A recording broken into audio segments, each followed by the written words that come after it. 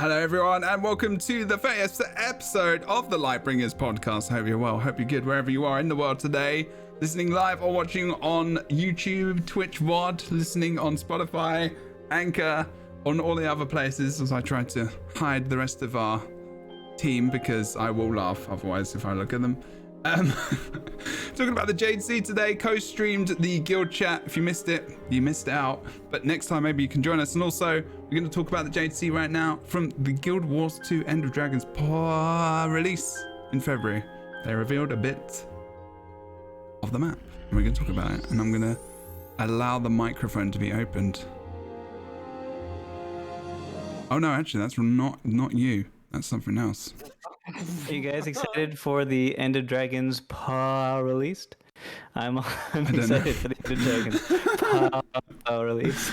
I don't know what I was trying to say there, actually, in all honesty. My brain. Okay. My brain. Yes. Truth can do the intro last because of the brain. Yes. How is everyone? I hope everyone is good. We're going to do intros first. Who is the person below me first? It is Rook. Rook. Hello everybody, I'm Rook. Oh, God. I'm really excited to be here. Thank you. Oh, wow. Off to a great start. I mean, water batter swing. You're doing great.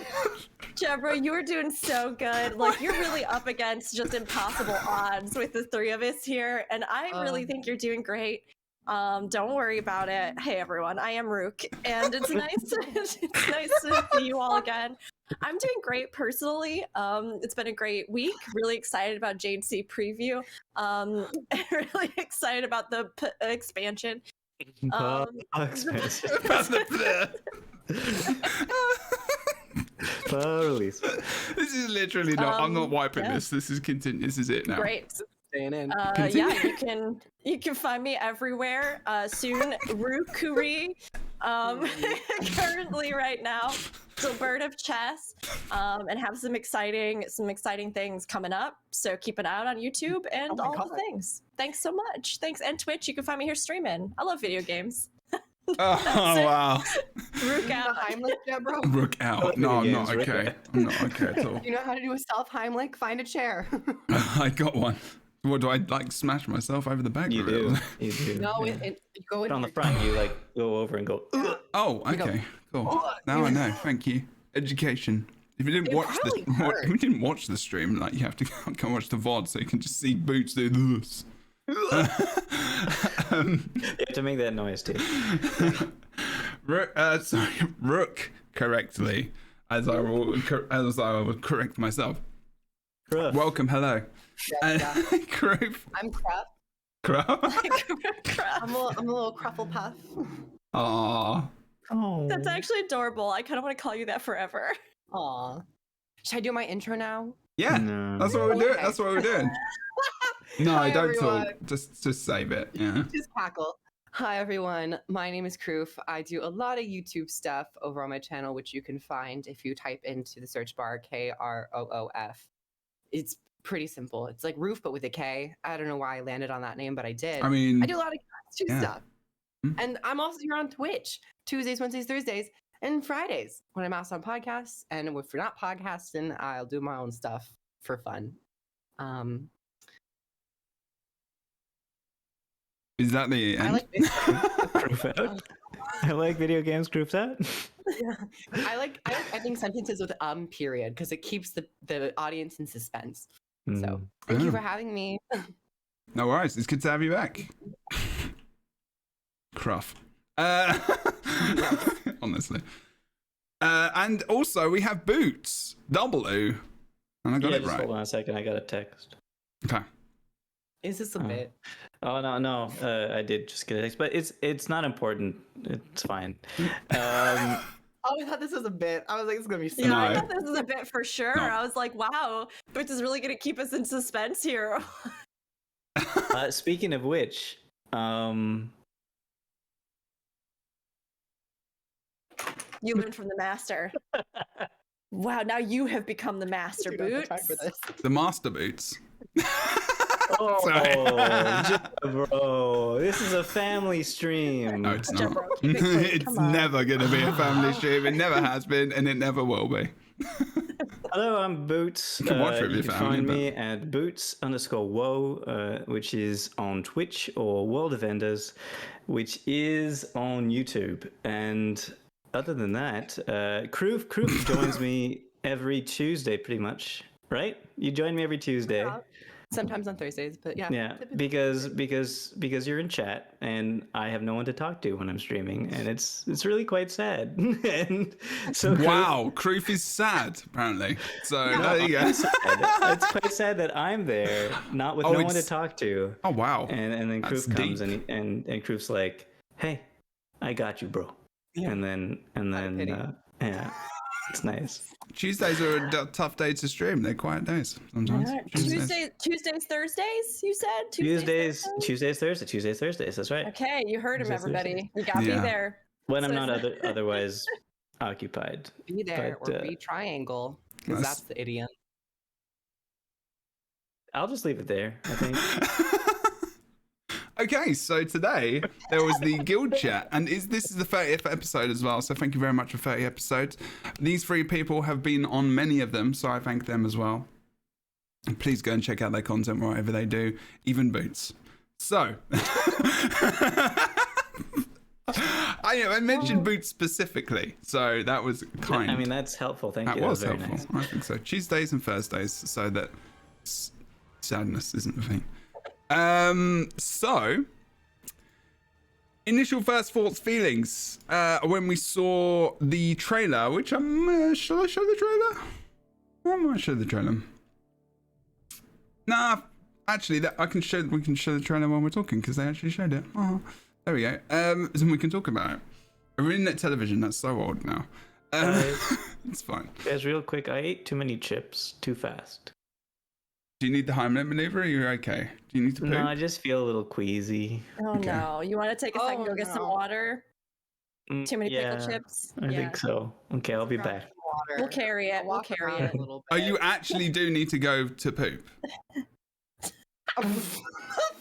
Oh, you do. Okay, got you. Okay, number Yeah, two. Boots is gonna go poop, so Okay. we'll keep talking My about Boots. least does Boots is that. only favorite half word. the size of that door. My Do least you know- favorite word in the English Great, it's dictionary shorter. is poop. I hate that word so much. I don't know why. Yeah. I This is hate it. not the poop. Poop is the normal thing. Everybody has to poo. No, but for me, it's the sh word, which is not a good word, but it's not a good thing, so I can't say a good word for it. It's more violent, really, than poop. Poop is more child friendly. But And this, as we know, is a family-friendly podcast. Yes. So. I mean, Yeah. I try. I try to keep But- it like, you know, We shall it's carry. more clean Yeah. than family friendly. leave it for the Kainang Stewards. We'll get there in time. Yeah. So yeah, Jade Sea. How was the trailer? How was the trailer? When you saw the Yeah, trailer the earlier this trailer. week, what was the Criff? There you go. You seem to be really keen to talk about this first. Oh sure. Just volunteering myself. Yes. In terms of the trailer, it wasn't my favorite trailer, which I know I'm kind of like already going back to last week, but with Echo Valve, You already say you hate it, yeah. Yeah. I know. I really with Echo Valve Forest and Echo Valve Wilds, I actually really enjoyed the trailer more than the stream. But I feel like this time around, the trailer was not as exciting for me, but we're gonna get to the live stream here in a bit. But I just as to juxtapose the two, I enjoyed the stream more than I did the trailer. But we did see some cool things with the trailer in terms of like that crawler drill, as they're calling it. So that definitely piqued my interest. So it was a trailer. Yeah, it is almost the reverse. I agree with Kroof. Like, the trailer was fine. I thought, oh, there's some interesting stuff that they showed, and I am excited to learn more. But I was actually surprised this time, because with Echo Vault, it felt like the trailer for Echo Vault gave me more things that I was like, oh, I really hope we get to see more of this or that or this. And then maybe the actual live stream itself didn't quite showcase the things that I was hoping. Whereas this one, I went in and I felt like, oh, I feel fairly confident that I have a glimpse of what this is. But then as we actually got into the live stream, I went, holy cow, I love this. I loved the people they had talking about it. I loved the way they presented it. I loved the little areas they showed off. It felt like we really got some of those like images that are going to stick in my mind for this zone and keep me anchored to, I want to see this for myself and, you know, see more and see what else there is. Awesome. Boots, how did you feel about the trailer? We're just talking about the trailer right now, pre-stream. Oh, I liked it. I didn't watch it more than once, so I can't go too in depth about it. I got really interested in what looked a lot like the Juggernaut. The Juggernaut looks insanely cool. I think it's a Juggernaut, right? Are we pretty sure? Oh, the plant creature? No. Yeah, We were with like, the Warden. Isn't that Warden? You think that's a Warden? I'm pretty sure that's a Warden. I'm in the Warden team. I think it's a Juggernaut. No, because the Juggernauts in Guild Wars 1 are like entirely plant. They're almost like plant elementals. Wardens were kind of like slightly plant infused, which this seems No, but Wardens were like more humanoid, like All right, more this like. isn't the Warden plant thing podcast. This is the Jade Sea podcast. And I want to know your feelings about the trailer. Talk about the bloody Wardens later. When we, I thought it looked pretty cool. I thought seeing all the cool Jade technology, that new NPC that we don't know anything about, and the Jade Maw, and then the Juggernauts, and also some pretty things. I thought it was really nice. I thought it was a good trailer. Yeah, I actually really liked the trailer. I thought it was good. I think that it's good that we saw some people in the trailer because we didn't see the people in the live stream. So that's what gave it. The things I did like actually mostly about this was the NPCs and the characters actually, rather than the surrounding areas, because I think that's where you what you're talking about, Kroof and Rook. When you're talking about the visuals outside of obviously NPCs and characters, but if you look at some of the characters and you look at their faces and you look at the different options we may have as well, there's things like, you know, character creation, hints of character creation changes maybe in there as well. There's some armor changes. You've got Maggie Tech armor in there as well from Engineer, which I noticed. What? Did you just say that again? Maggie Tech. Maggie Tech. Yeah. Like Maggie Johnson. Magicech. Why? What do you say? I usually say Magitech, but I have heard people pronounce it Magi or like so. Jeff's not incorrect. The word Magi has like 3 pronunciations. Yes. I say Magitech. I'm also in the Magi. I'm in the Magi vibe. So Magi. So you're still with a J pronunciation of the G. So that's still Magi Tech or Magi Tech. But you're you're hedging your bets, Jebro, and you're saying it's an E. I'm going to say if there's any English people in the chat, like back me up here, please. Or anyone that wants to comment on this video. Magitech. Magitech. It sounds better. Magitech. Yeah, sure. Magitech. I like it. Maggie. It's like a GIF or Maggie a GIF. made it. Yeah. No, it's not like a GIF. Yeah, no one would say it like that. Mm-hmm. Wait, do you? Are you on this podcast still? How? All right, so but look at the tech. Look at the tech. Look at this guy specifically. The armor, like the Maggie Tech, Magi Tech, Maggie GT Tech. You're doing great. Look at the armor. It looks very cool. Like the it does. J-Tech mechs, the armor on the mobs, the humans. Look at the idea of the future armor, because I think there's future armor stuff there. Like the. And if I'm not mistaken, like his boots are the Magitech medium boots, aren't they? Yep, that's exactly what I'm talking about. Is that the runic coat for medium armor? Could be. It might be. Could be, yeah. But the shoulders look new. Yeah, there's some like test tubey kind of green things on the arm as well. Also, this shot specifically, and if you can't watch the video, I'm very, very sorry. You should. On Spotify, you can actually. The wave, which is actually look like it's either a wave that's frozen or they've tunneled into it. I'm not sure. I want to believe it's more of a wave that's been frozen than anything. I feel like But the thing is, there's wood right there, so I don't know if the Jade Sea got pushed onto this or it's there. I don't understand what it is. Either or, it looks cool. We didn't see that in the actual live stream itself either. And you've got all the people mining and stuff. So what we're talking about, it'd be nice to see people working on this stuff, and it's going to be cool in the map as well. We've got different kinds of golems as well. The Jade Tech mechs, there's different kinds of them. Doing different work, and obviously we keep seeing these platforms which moving around. Like the technology in Camphor is ridiculously awesome part of this expansion, which I'm really personally excited about. And almost the city as well, like built into the rock, but also going higher up. Like, you know, as societies start to evolve further and further, they start to build up more because there's more population, there's more people, there's more condensed. You know, everything starts to go into more of a centralized area. So these places getting higher and higher and higher up, you know, is a sign of how far they've come as well, I guess. But there's also like all of this. Where is it in the trailer as well? There's like this tubing which is like sending power like way across like the continent and stuff. It's like, it's more modern than Tyria is probably, other than the Asura areas probably, I would suspect. But like, you know, in terms of like modern technology area, this is going to be like a really, really big mix in one map of like the Heart of Thorns, and this is what I got from just the trailer. Heart of Thorns, Path of Fire, technology versus nature as well, and the intermingling of both, which I find massively interesting and awesome. I would say it's probably somewhere in between Char technology and Asura technology, just technology-wise with the Jade Tech. Maybe even in some cases more advanced than Asura technology, the Jade Tech. But you know, it always interested me. You know, like the Char home city, right? Yes. The Black Citadel. It's like 99% made of metal. Yeah. Mm-hmm. Oh, And tetanus shot.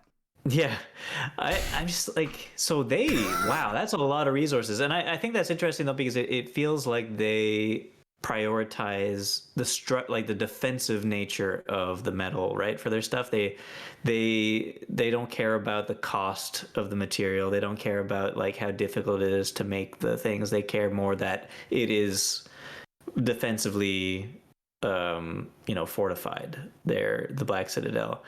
And here, you know, you have the ancient structures, you have the wood buildings, not really caring about defense in that case. It's more just the integration of the new the new Jade tech with the old buildings. And it seemed like they haven't really, because I'm sure, like you were saying, a lot of those buildings grew up to mine the Jade because of the Magitech, or the Jade Tech technology.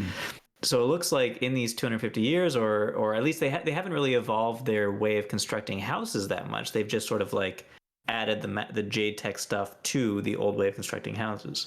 It's interesting because like what would have happened, like you imagine what would have happened if the Jade Sea hadn't have even happened. Like can you imagine, obviously Guild Wars wouldn't have happened, but like, you know, well, it would have happened, but like, you know, that wouldn't be catapulted into that era that they're maybe in, but maybe they would have just gone a different way. You know, you don't know, maybe they would have used water because of the sea and sea power, and you know, it could also be that the growth that Jade has like incentivized, although obviously it has been a while since we were there, but like the growth and developments in technology that Jade facilitated may have outpaced so drastically like a natural evolution, like you were talking about, you know, something where art, culture, and other things like all together over slow progress start to integrate and evolve.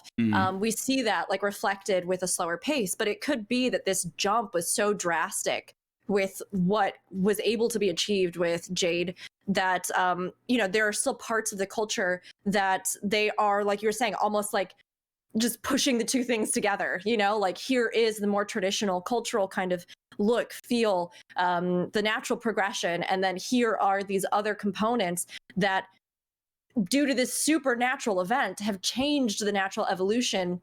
And so like you see some areas where it's more integrated and more influential, and then other areas where they are kind of either adapting old buildings or constructing things with the same templates of their, you know, culture that they had before this huge leap, and trying to mix and mingle stuff in. It definitely makes me wonder how long ago the Jade technology came into being, right? Because find that out. hopefully we do. That would be hopefully cool. we do. It must have been very, very recently, because when you think about it, like the Industrial Revolution only happened like 100 and little years ago, not very long ago.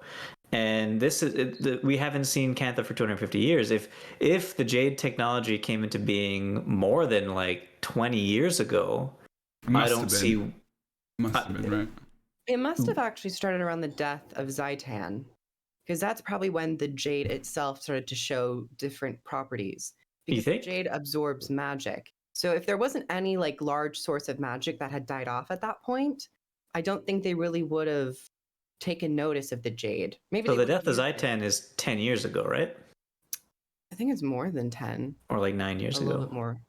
I mean, they probably, I think these are actually really interesting questions, because it's like, did the Jade already did have some magic in it, but it seems like but it seems like because of just like this so much turmoil with the magic system of Tyria, narratively, maybe then they started to realize like, oh, we can actually go so much more than this. So they probably already were utilizing it to some degree, but maybe like we did see this industrial boom with the deaths. So maybe it was like kind of already there, but it just boomed so much that they're like, oh, now in a 10-year span, look at all the things that we did.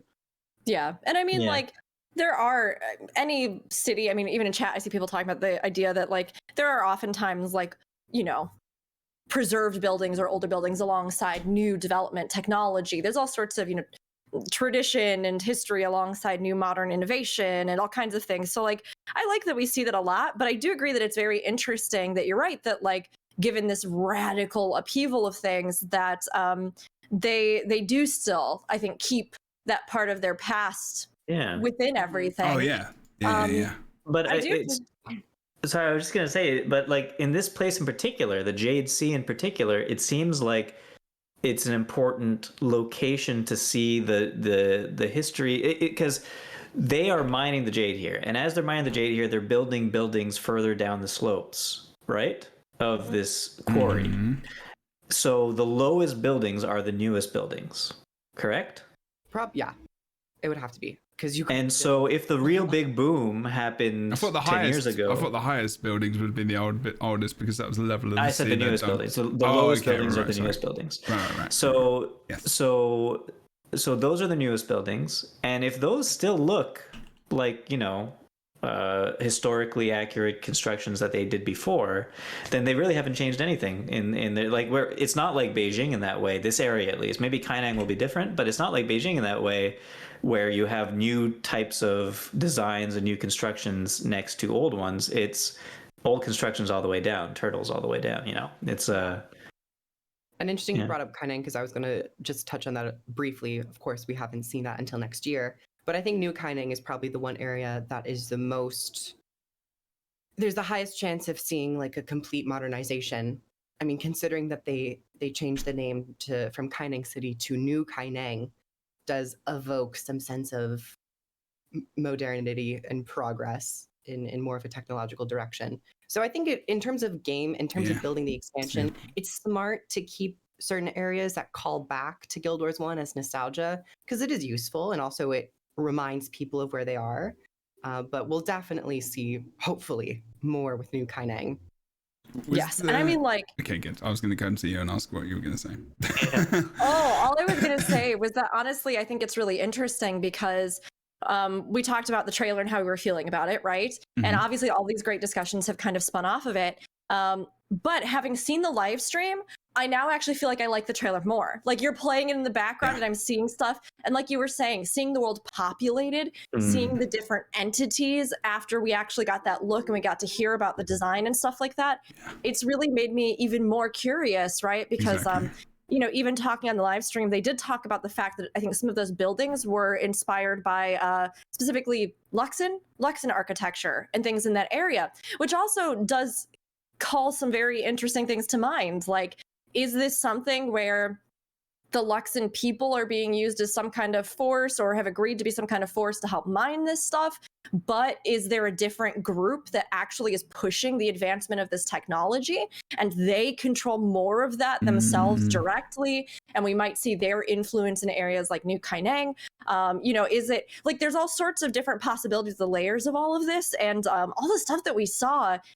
I'm just even more intrigued by it. I think this whole region just looks gorgeous, and the details and all these things that we can, just looking at this, dig into already and start discussing and debating and building ideas about lore or what might cause this. I think that really shows that this zone in and of itself, they said from the get-go that they wanted this zone to be more of a narrative zone and a story zone, and that it would have this tie.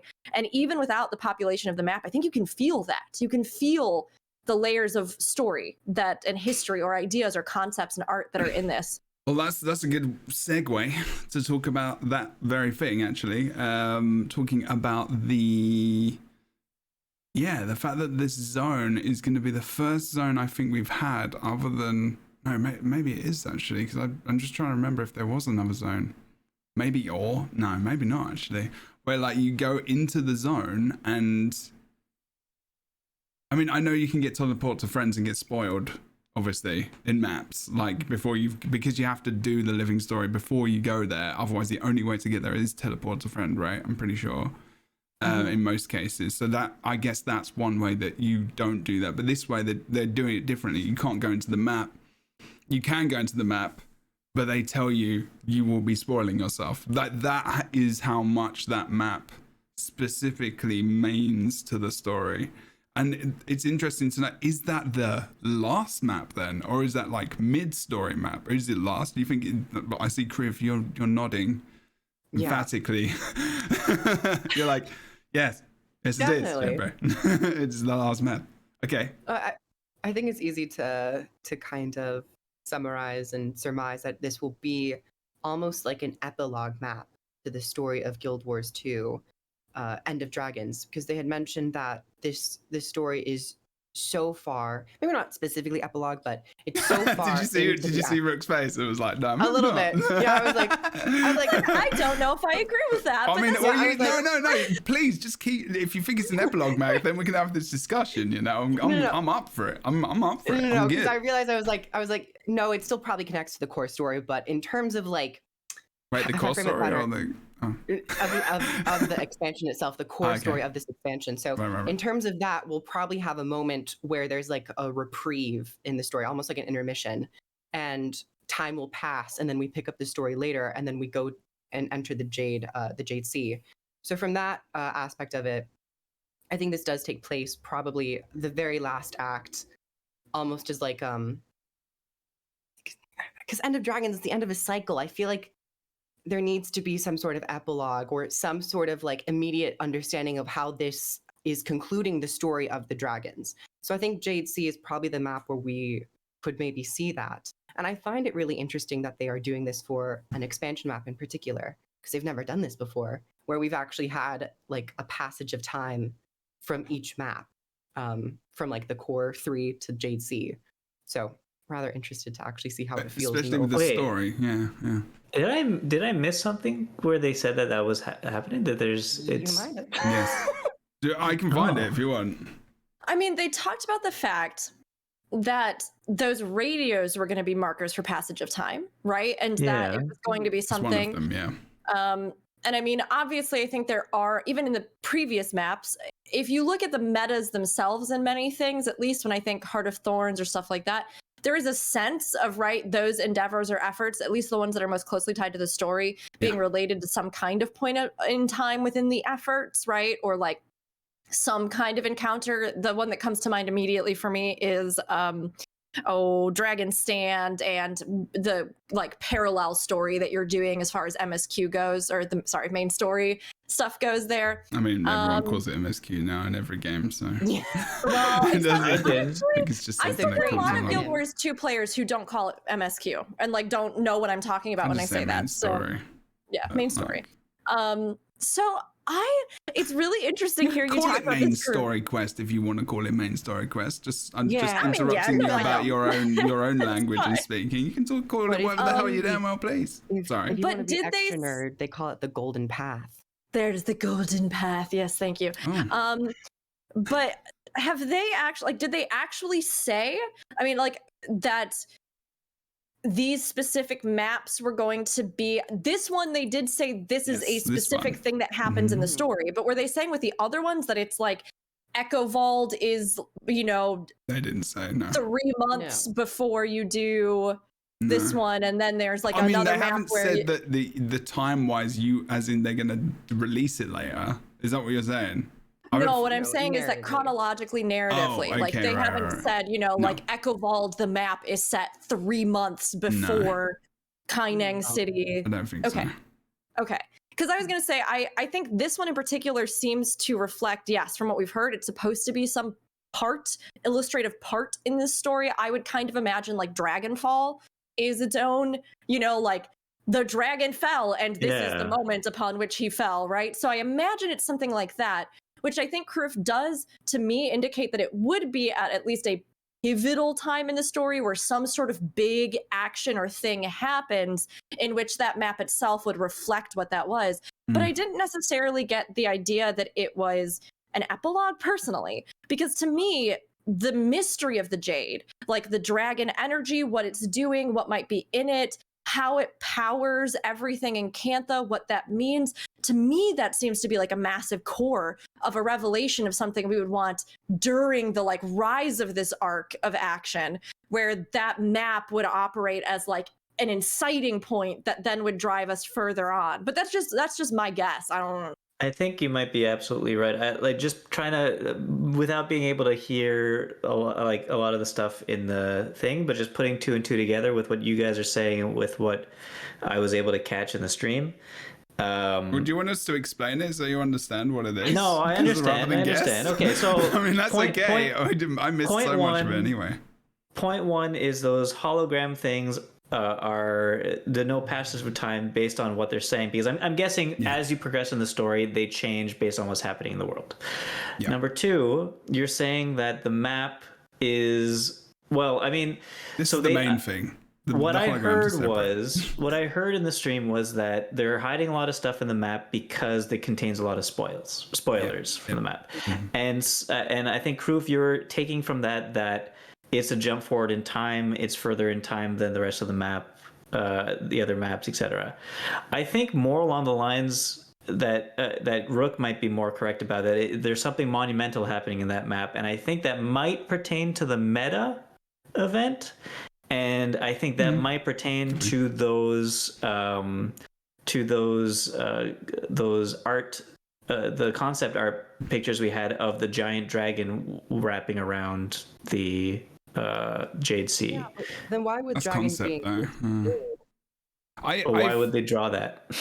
Well, I mean, I think. I would say something very, very quickly because you all kind of said something about this, and I want to add something. Yeah. So, pardon me. I think what it is mainly. I think this map might be. I think this is kind of mixture of what everyone's saying for me. Pardon me. I'll play devil's advocate, I guess. But like, I think in a way, the access to this map, I think it's going to have some significant story elements which have shaped the map specifically from the story. So there is that real connection to it. Like you've kind of got with later season story maps in Living World where they don't completely deny you, but Teleport to Friend is one, like you can't go into that map really any other way other than the Teleport to Friend. You can't walk there. You can't, because if this is the last map, essentially you might be able to walk through there and go to that zone. Because if you think about Heart Thorns plus Fire, you can walk through and port to the next map. You cannot do that with most of the Living World episodes. You have to port there somehow. So in this way, they have to do it a different way. They have to say, you can't, don't go through here, potential massive story spoilers, because you go through the story, essentially something either massive has happened in the story which affects the map later on, i.e. Jade, i.e. dragons maybe, or whatever, or the end of them. And then you've got this massive thing happening. It might not be necessarily a massive time skip.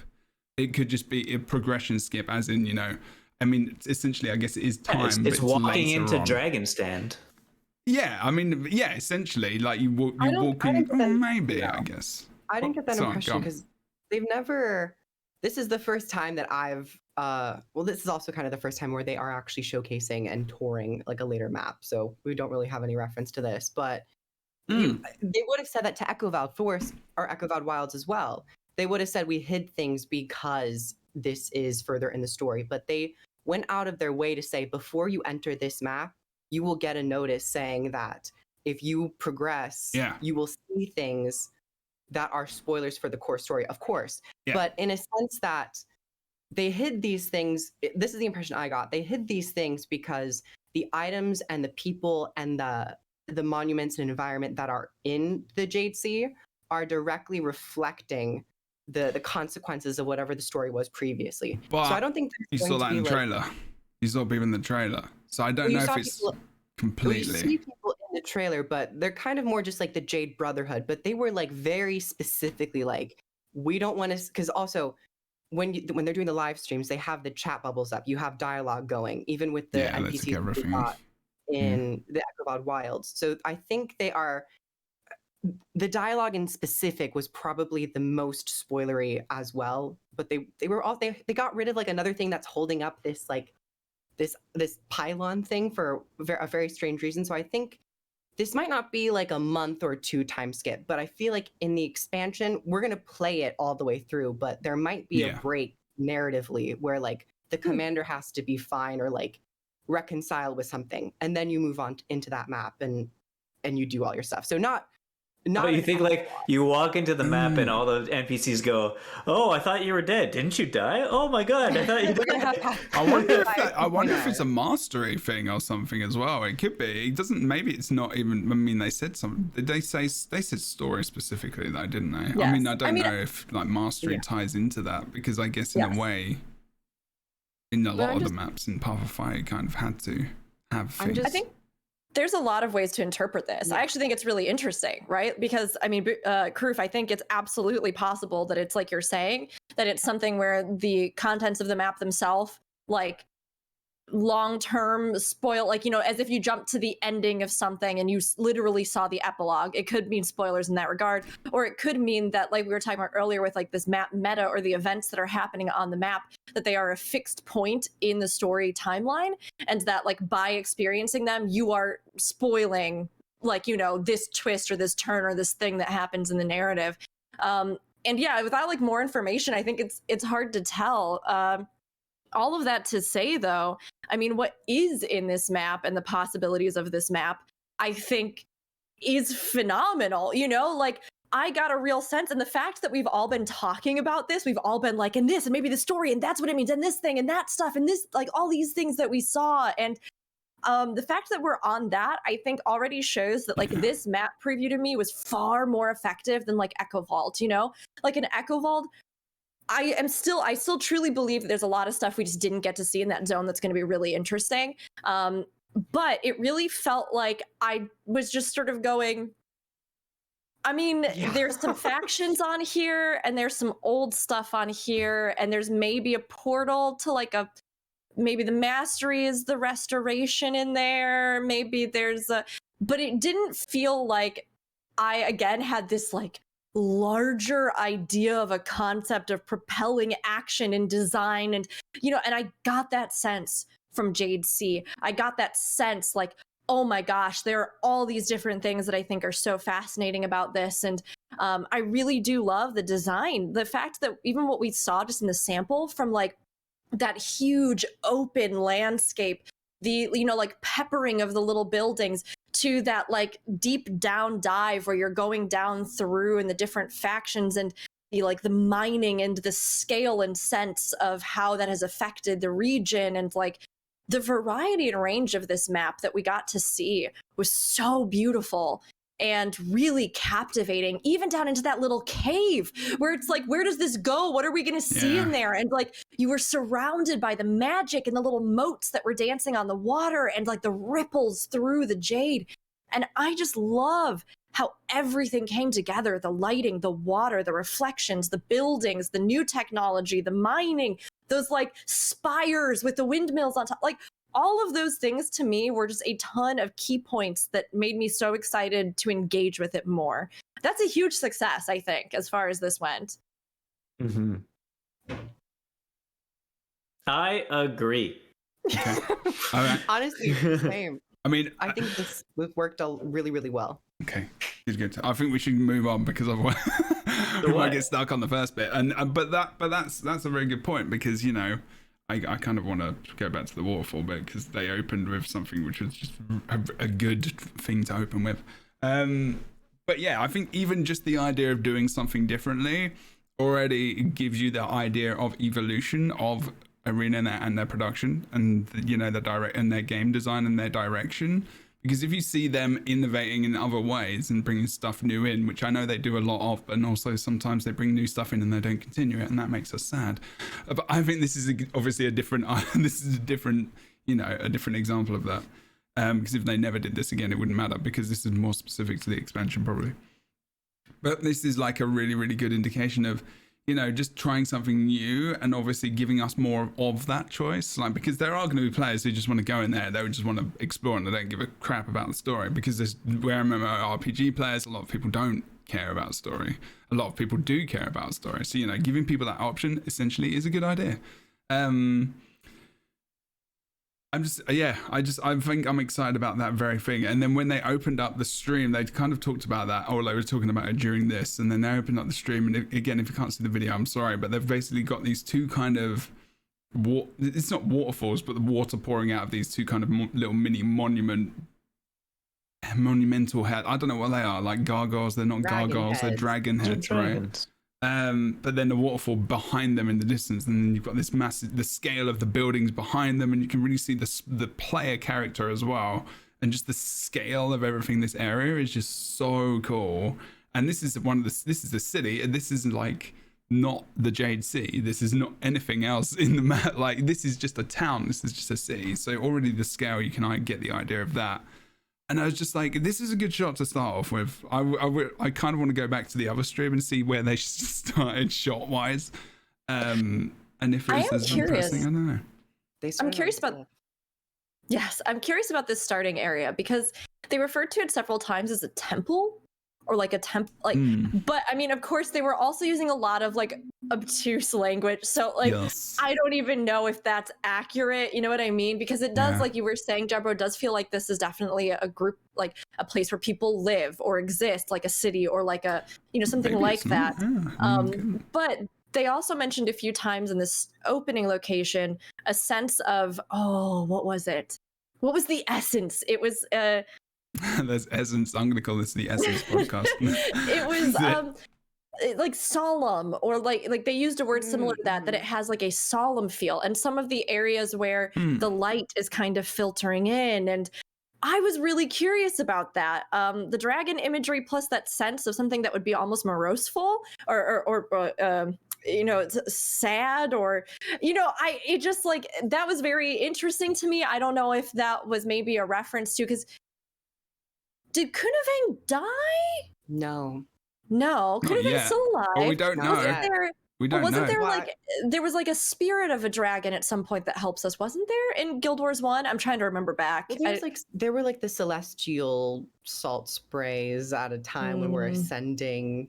Maybe we have to kill a Weren't they just old dragons that were dragons around, like when there were just more dragons about? And there were just were less spray dragons. Because there was a lot of dragons, right? Dragons. Yeah, I thought there was like some dragon that had been killed, and the ghost helps you. Well, no, not Glint. This was in Guild Wars 1. I thought there was some dragon that had been killed, and at some point there's ghost helps you. I'm trying to remember something to do with Shiro. I have no idea. All of this is like a tangent or aside. I don't know if something. Yeah, if there's something here. Oh, they were corrupted, not killed. That's what it was. Okay. I am curious about what this could be, why there would be a monument, something sorrowful or something that has that feel in a place that is so otherwise vibrant and like the forefront of technology and this facilitator for what caused the rise of this empire.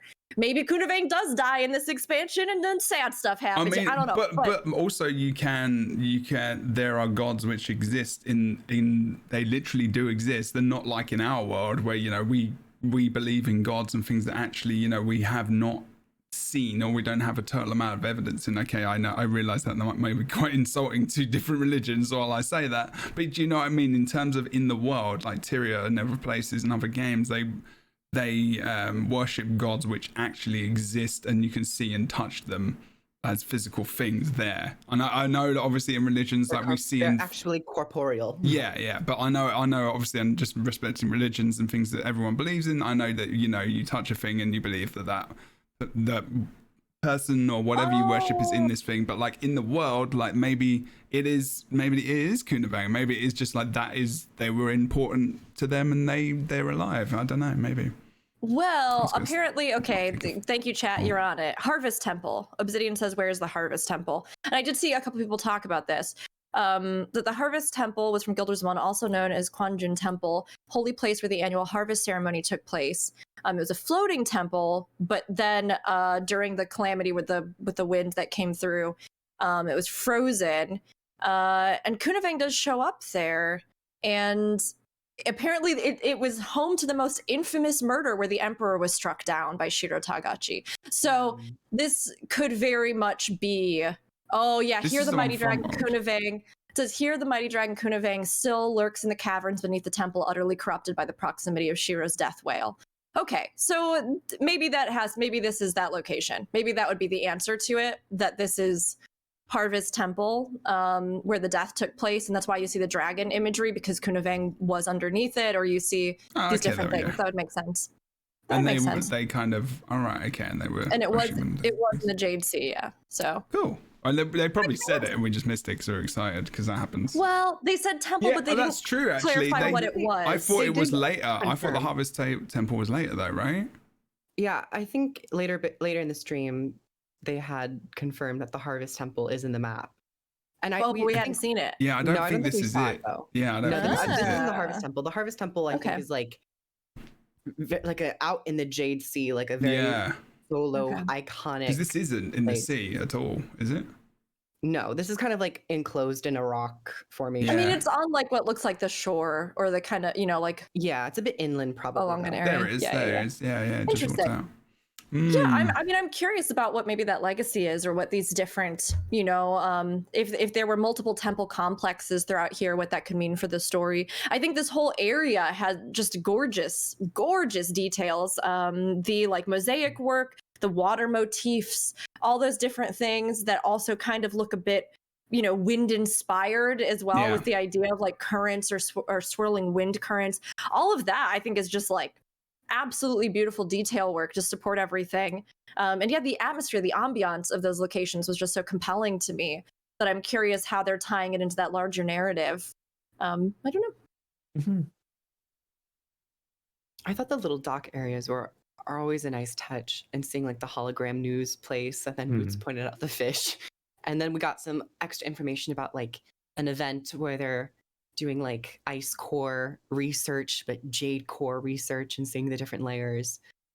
I'm particularly interested. This live stream was really just like an environmental showcase, but because they were so poignant about telling us that this is like ultra spoilery, and there was just so much jade, I just want like a whole blog post talking about the jade, and like actually getting to understand like how it functions in the role play and in the maybe they want to just hold that for you.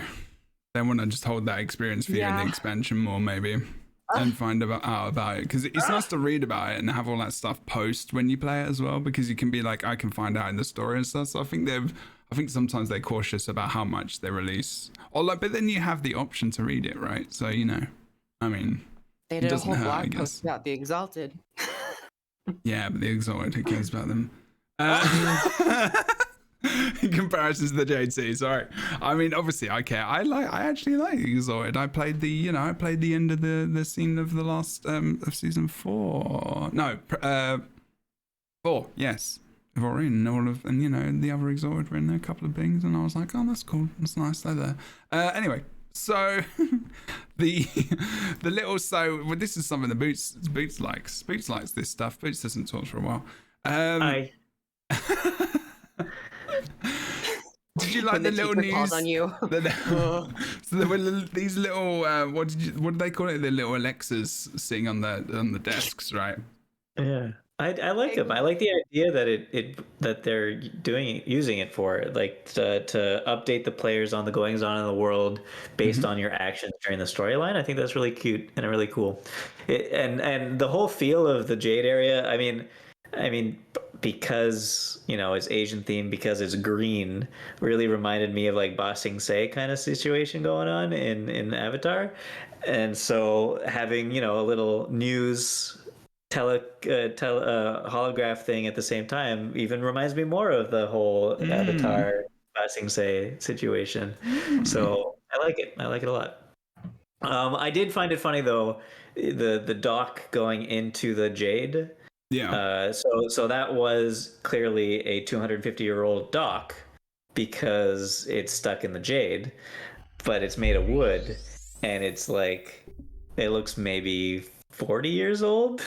It looks all right. Well, you mean the dog looks 40 years old? I'm gonna find the actual YouTube thing, because there's a YouTube stream, and then it won't go dark. It won't go dark and grey and stuff when I'm trying to show My the things. theory about how the wood is okay and revitalized. I'm ready. Fan theory, but this could be a small thing. Well, actually, that's a good point. There is no water there, so unless it rains, it doesn't get any like deterioration from the salt of the water, right? It's like I mean erosion, weathering, wind. So weather, wind. Mortamoth died. Okay. Okay, I'm ready. Dragon of plant and vegetation infused into the Jade. Any wood that is touching the Jade, revitalized by Mortamoth essence. I like it. So I like it. 250-year-old wood. I mean, hey, trees are very old, so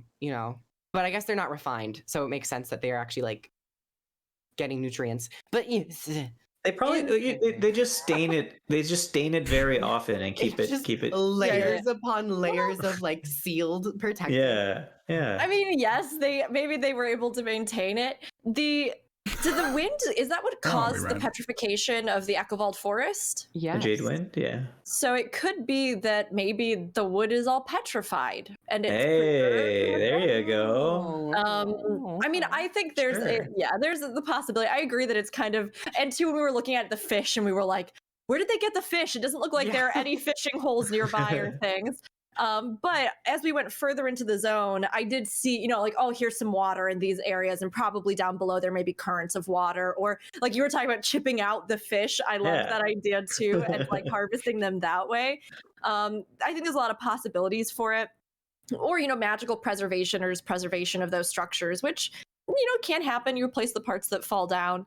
But it is interesting that they would choose to maintain those structures, especially when you would assume their whole way of life got just completely overturned from how they used to operate as a fishing village to suddenly being like, well, do we become miners, or like what happens here? How do we even survive on the shore of what has just become straight up Jade?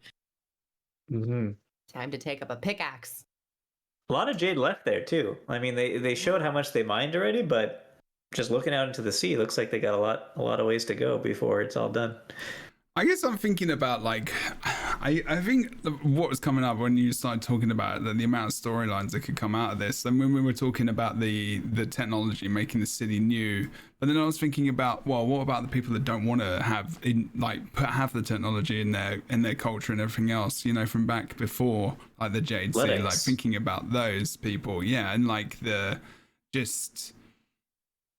stories that can come out, like the mining, how hard it is, the people that don't want to mine, maybe are people forced into mines and in different areas for different gangs and stuff like that, the different things that and the ways that other people are like creating Jade tech out of the different factions and all that kind of stuff that we're going to encompass or are encompassed, sorry, in the expansion, and how just like the possibilities of story is immense out of just a sea that's been turned to jade. It's just like, you know, they've made an expansion out of it. You know, it's so actually ridiculous how important a resource is, or a mineral or something that has just literally made an expansion. Like, it is kind of ridiculous, really. I know it's called End of Dragons, but Jade is literally in the very soil of this expansion, or in the sea. It's actually kind of ridiculous if you think about it. Like, how Can I point important out it is. something real quick though? Those sure. carpets underneath that table, they're very pretty carpets. If you could zoom in somehow on those, they're very pretty carpets. I mean, I'm not but gonna zoom in. man, I don't know why they It put looks it like on there. one of They're the gonna get magic so carpets. sandy. It's gonna be torture to clean those carpets. Right. Just Carpet on a beach is not a good idea. shake No. it though. You can shake that. It's I mean, not you're a gonna have to shake it for towel, though. hours. Yeah, they're very Yeah, hit it I with don't one think of they those. care. I'm not sure if they care that much. Yeah, probably not. true. There That's is true. There are fish actually on that, by the way. On the carpet? No, well, I mean, they could be. I can't see that well. But there's fish there on the. I keep pointing it like you can see. There's fish on that's the what actual. I was talking about. On the little thingamajig. So Yeah, that's so what I brought up a long time ago. Yeah, that's what we were talking about. But we were talking about. But you were talking about in the ice. So we were talking about the like No, little but we were sheds talking and about drilling there's down and fish. stuff. There's fish drying at this camp, but where Yeah. did the fish come from? I don't remember that specific conversation, but I remember us talking about the possibility of fishing, for sure.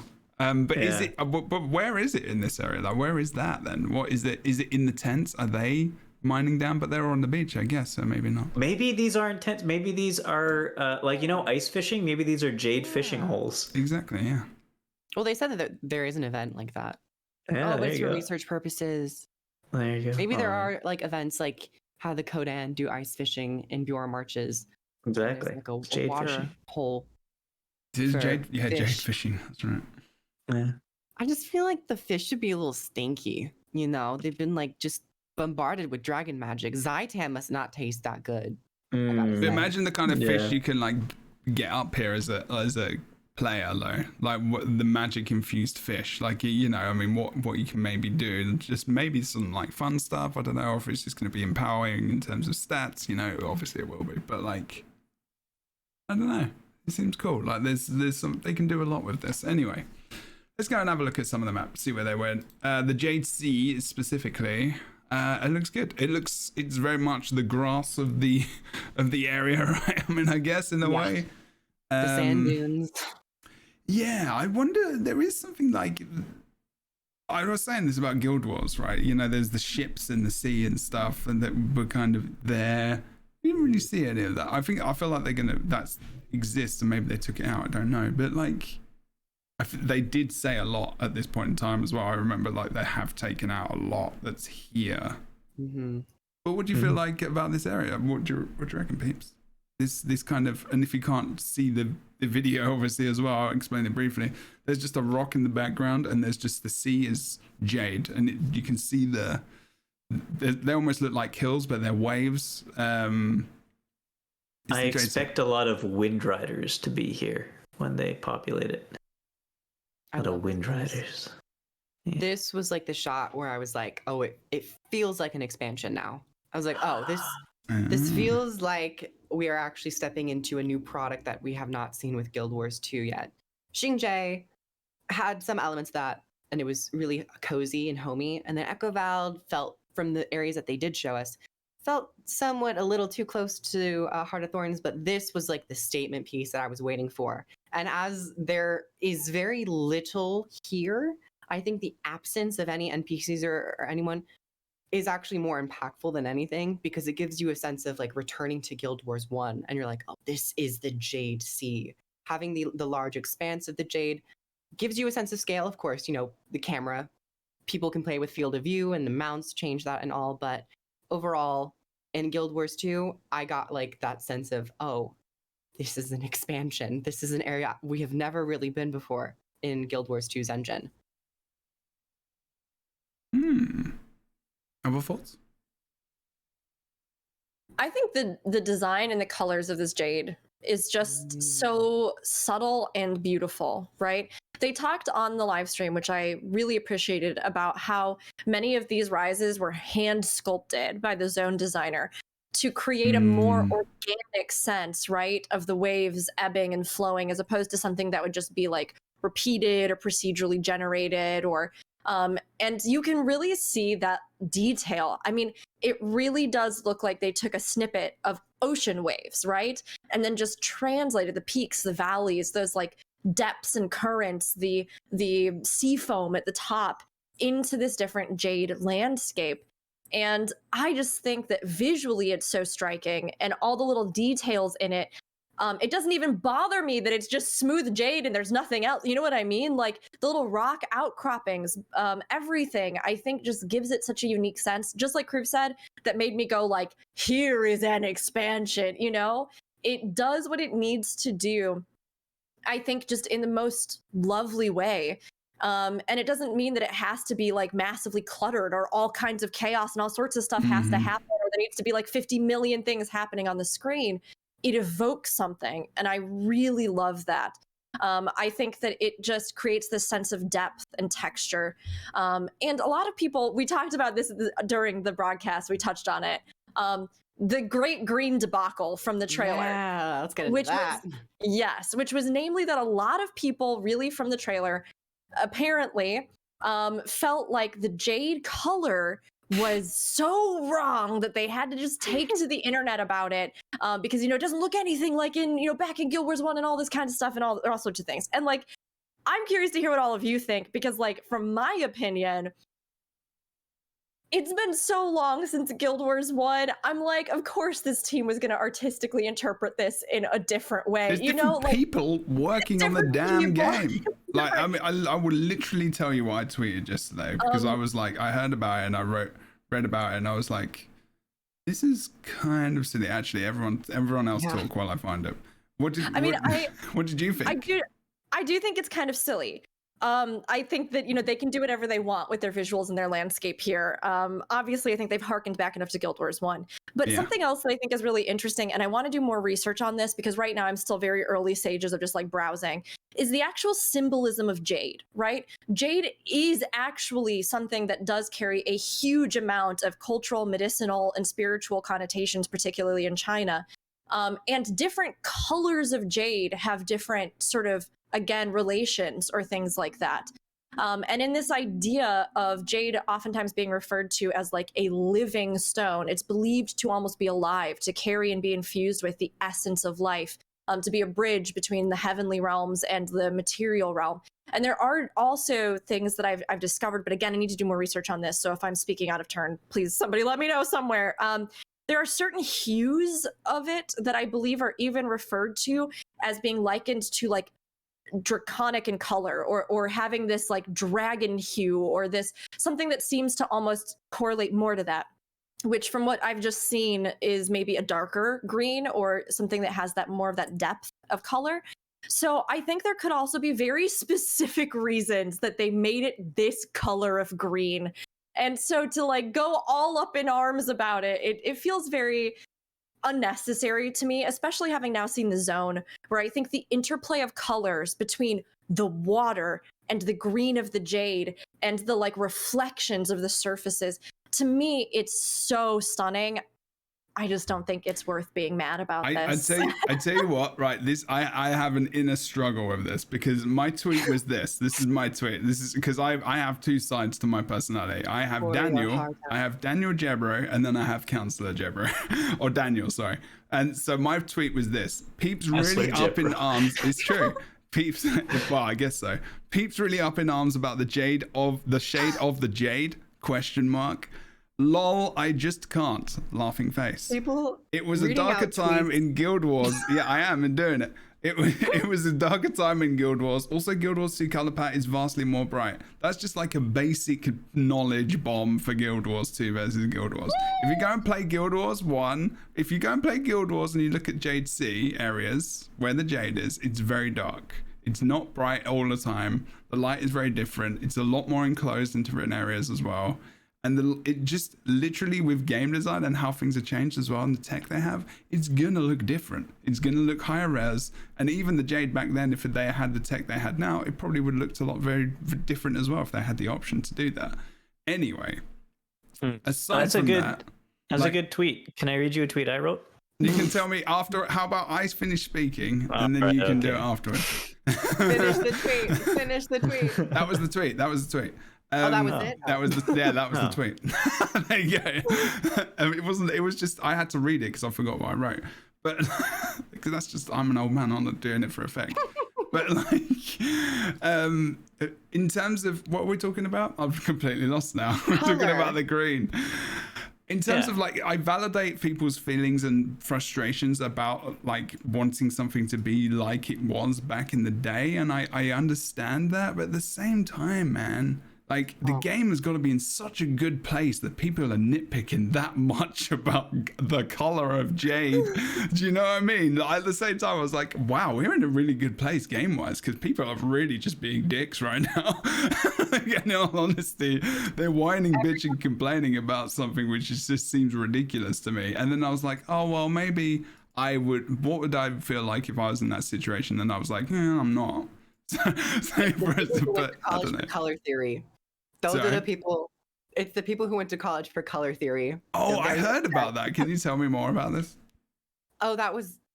I didn't hear anything about it. Oh, I was just kind of. I think there was. I think there genuinely was people on the forum. I don't doubt there. I think people who are like artists and went to college for that were like, let's talk about it. Yeah. Because there always is. There always is, right? I mean, when the marketing stuff was out, and there was, all the marketing people who do it for a job came out, like, miraculously, who definitely are very good at doing it. What's your tweet, Boots? We're sharing. There you go. Now you can do the tweet. Mine is, love is knowing exactly who you're going to send that cute animal video you just found on the internet to. That's not relevant at all. I mean, it's accurate. It is accurate, but relevant, maybe not. How do you feel? Looking back onto the color story. Yes, thank you. Is it my turn to play DA? Go on. Is it my turn to play defense attorney? I thought you were going to say devil's advocate. DA? DA. Y'all like a DA.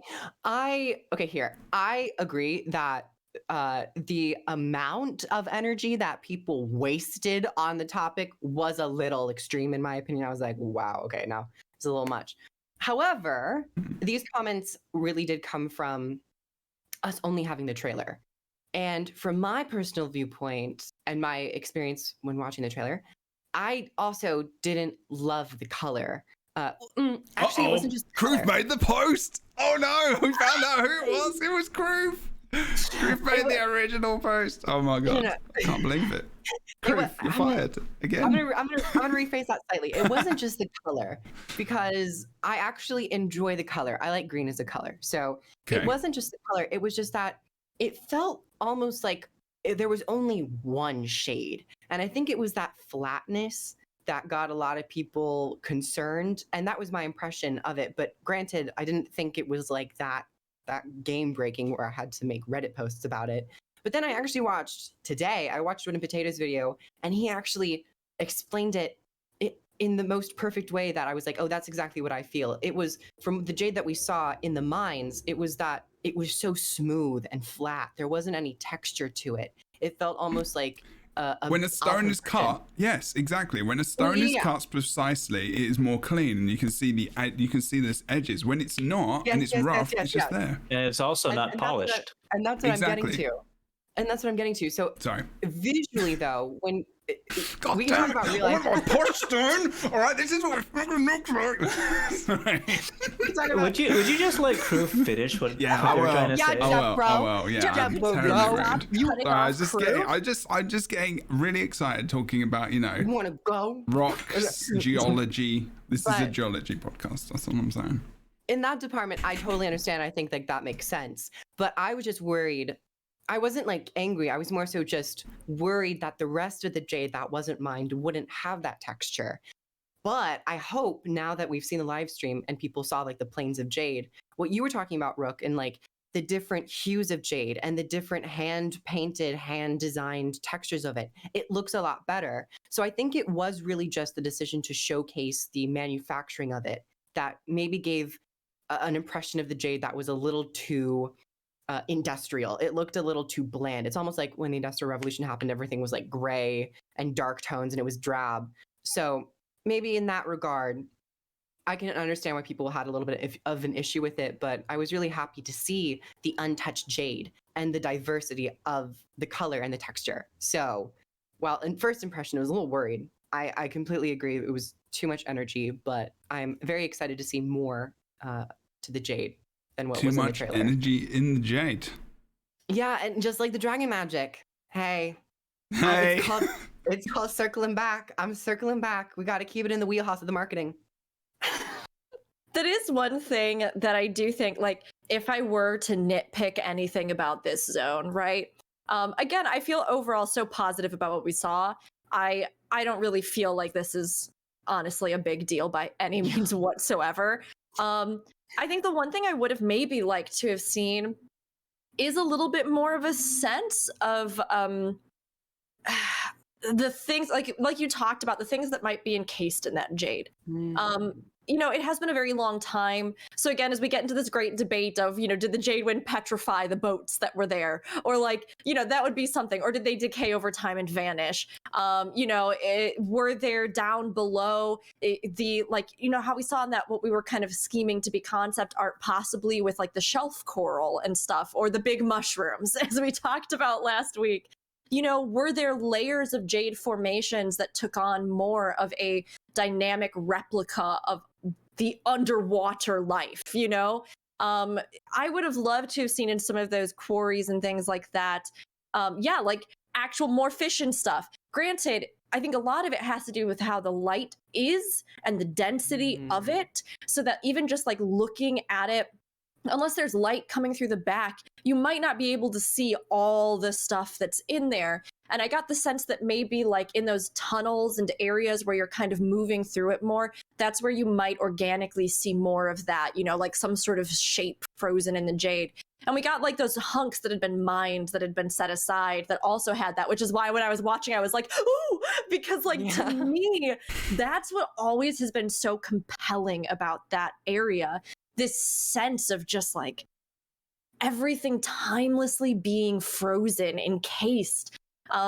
It's so interesting to me. And the underwater, the undersea in and of itself is such an enigma to so many of us, right? It's the source of all life on the planet. And yet it also is one of the most unknowable places for many of us, where even if there's research, right? Like we ourselves, we can travel to other countries, to other places, but how many of us will be in the bowels of the ocean at some point in our lives, seeing the things that are down there, the mysteries that are waiting? Like the fact that, gosh, even what is there's the ancient fish that has the like leg fins. It's not a coelacanth, no. Is it? Maybe a coelacanth, yeah.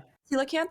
How like we thought they were extinct, and then one just washed up on the shore, and somebody found it, and like now we're going, oh my god, they might still be down there. Like that's what the ocean is to me. And so the only thing, like if I were to nitpick something about this zone, and again, there might be areas that are just like this, the only thing that I wanted to see more of was that sense, right? That Plumbing the Depths has something in it that is mysterious and strange. And of course, I think the big thing here is that, like, yes, they have made this into something where maybe they've even taken that mystery away. They've turned it into a mundane thing. They've turned it into a source of fuel and technology and innovation. And so, like, I think it still works. But I really hope that, you know, maybe in those tunnels that we got a peek of, or in other areas, we get that sense of the great unknowable deep.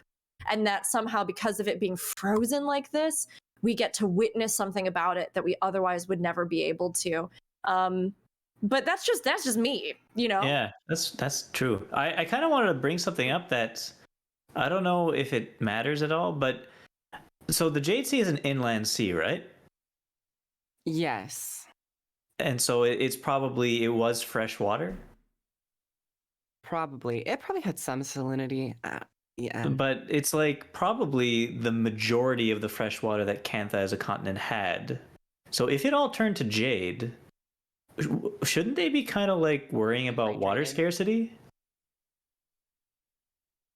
Maybe they had salinity plants on the coast of Kainan. Maybe. Yeah, I mean, you still have there's still mountains there. Yeah, I There's guess still so. actual weather. I mean, the only reason that would have to worry about water was if it was a really, really dry, like hot Arid place. region. Yeah, which is not. It's quite lush, isn't it? It's quite. That's actually, but that's like a. That's a good point, actually, but I never thought of. No, It's like but the that would've weather's. been It wouldn't. No, because if it's a lush area, No, like it doesn't matter. it's a video game. It's fine. No, but, no, like, no. In terms but- of real world implication, it's like that is a huge body of water. I It's don't a know if huge the body of mountains water, could only, yeah. Like, Well, if but- the mountains could only like all the people in Kaining City, that's a massive city. well, Does that supply all the water? 250 years of not having water from there, yeah. Well, the only consideration, the only thing that would really have been an issue, probably, obviously, was transport routes. Things like things like sea fishing, which is obviously, food and obviously a part of their industry, and things like that. Probably not more water, probably industry, but then they switched it. They switched the industry to jade, and then they powered their own things, and they used that wealth for themselves to create the technology and all the stuff. So it's more weather-wise, like if it was dry, like if it was hot, if it was like part of fire zones, and then they had no sea either, yes, they would have been completely screwed probably, and we wouldn't even be here. Like, I mean, sorry, Camphor, but like, I think like we've been to like the Echelon Forest, we've been to other zones, we see like, the green, there is water, and there is sources of stuff, I guess, in places, but Something else that's interesting is the possibility of the dragons and like the salt spray dragons and things, right? Or the different, elementalist this time around got these creatures, the evocative creatures that evoke the different elements in a sense, and dragons and stuff like that were affiliated. Specifically, the kinds that we see with salt spray and stuff like that were affiliated with water as an element. So it could be that there is something there, yes, magically, that's happening as well, that has more well springs and sources of water, as well as the fact that there's the ocean, what we would assume to be the salt ocean around them, which they could maybe, yes, like convert into drinkable water in some kind of way. But it is with Jade Tech, maybe now they can, yeah. Yeah. But with Maggie Tech, they probably with Maggie Tech, yeah. Maybe the deep sea dragon like strip the salt and salinity from the ocean water, and that's how they survive. Because it's a salt spray dragon, yeah. Exactly. They take up the water, spray out the salt, and it's clean water after that. It's fresh water. I like this. I think it's a good headcanon. I like it. I think Rook's fired. Rook was straight on point. Rook has been bringing like taking the piss out of Magitech. That's the only reason. No, other than actually being useful. Wow. I don't know. I feel like Rook has been bringing like some serious good lore discussions for each of her Rook points. always right brings now. it. It wasn't that. That wasn't it. It was the Magitech comment. That was the only reason. That was the only reason. You do bring up a good point about the dragons. I'm still really just like. Well, we're going to get to that. more. We can see some screenshots because I actually fast forwarded a little bit and we got to some screenies. And so they showed these during the stream. So I think now we've assumed that these are from the map, from the region, I guess. I would say so, maybe. Especially because you can see the jade there. Different shades of green, everyone. But where do those waterfalls come from? There's just one hardworking elementalist just nonstop. They're got the just war like, horn. They've got the war horn. They're doing up. There you go. Yeah. But this is a good one. It's a bit of a lag. Yeah, I do love these concept art pieces. I thought they were absolutely like every single one I was so excited by. It's just super lovely. That one that has the dragon that's coiling up and around. I was curious about that one. Yeah, meta event. That one. That's meta event. I'm wondering, is it like? I think it's actually froze. I don't think it's there. This is know actually the one that I really love.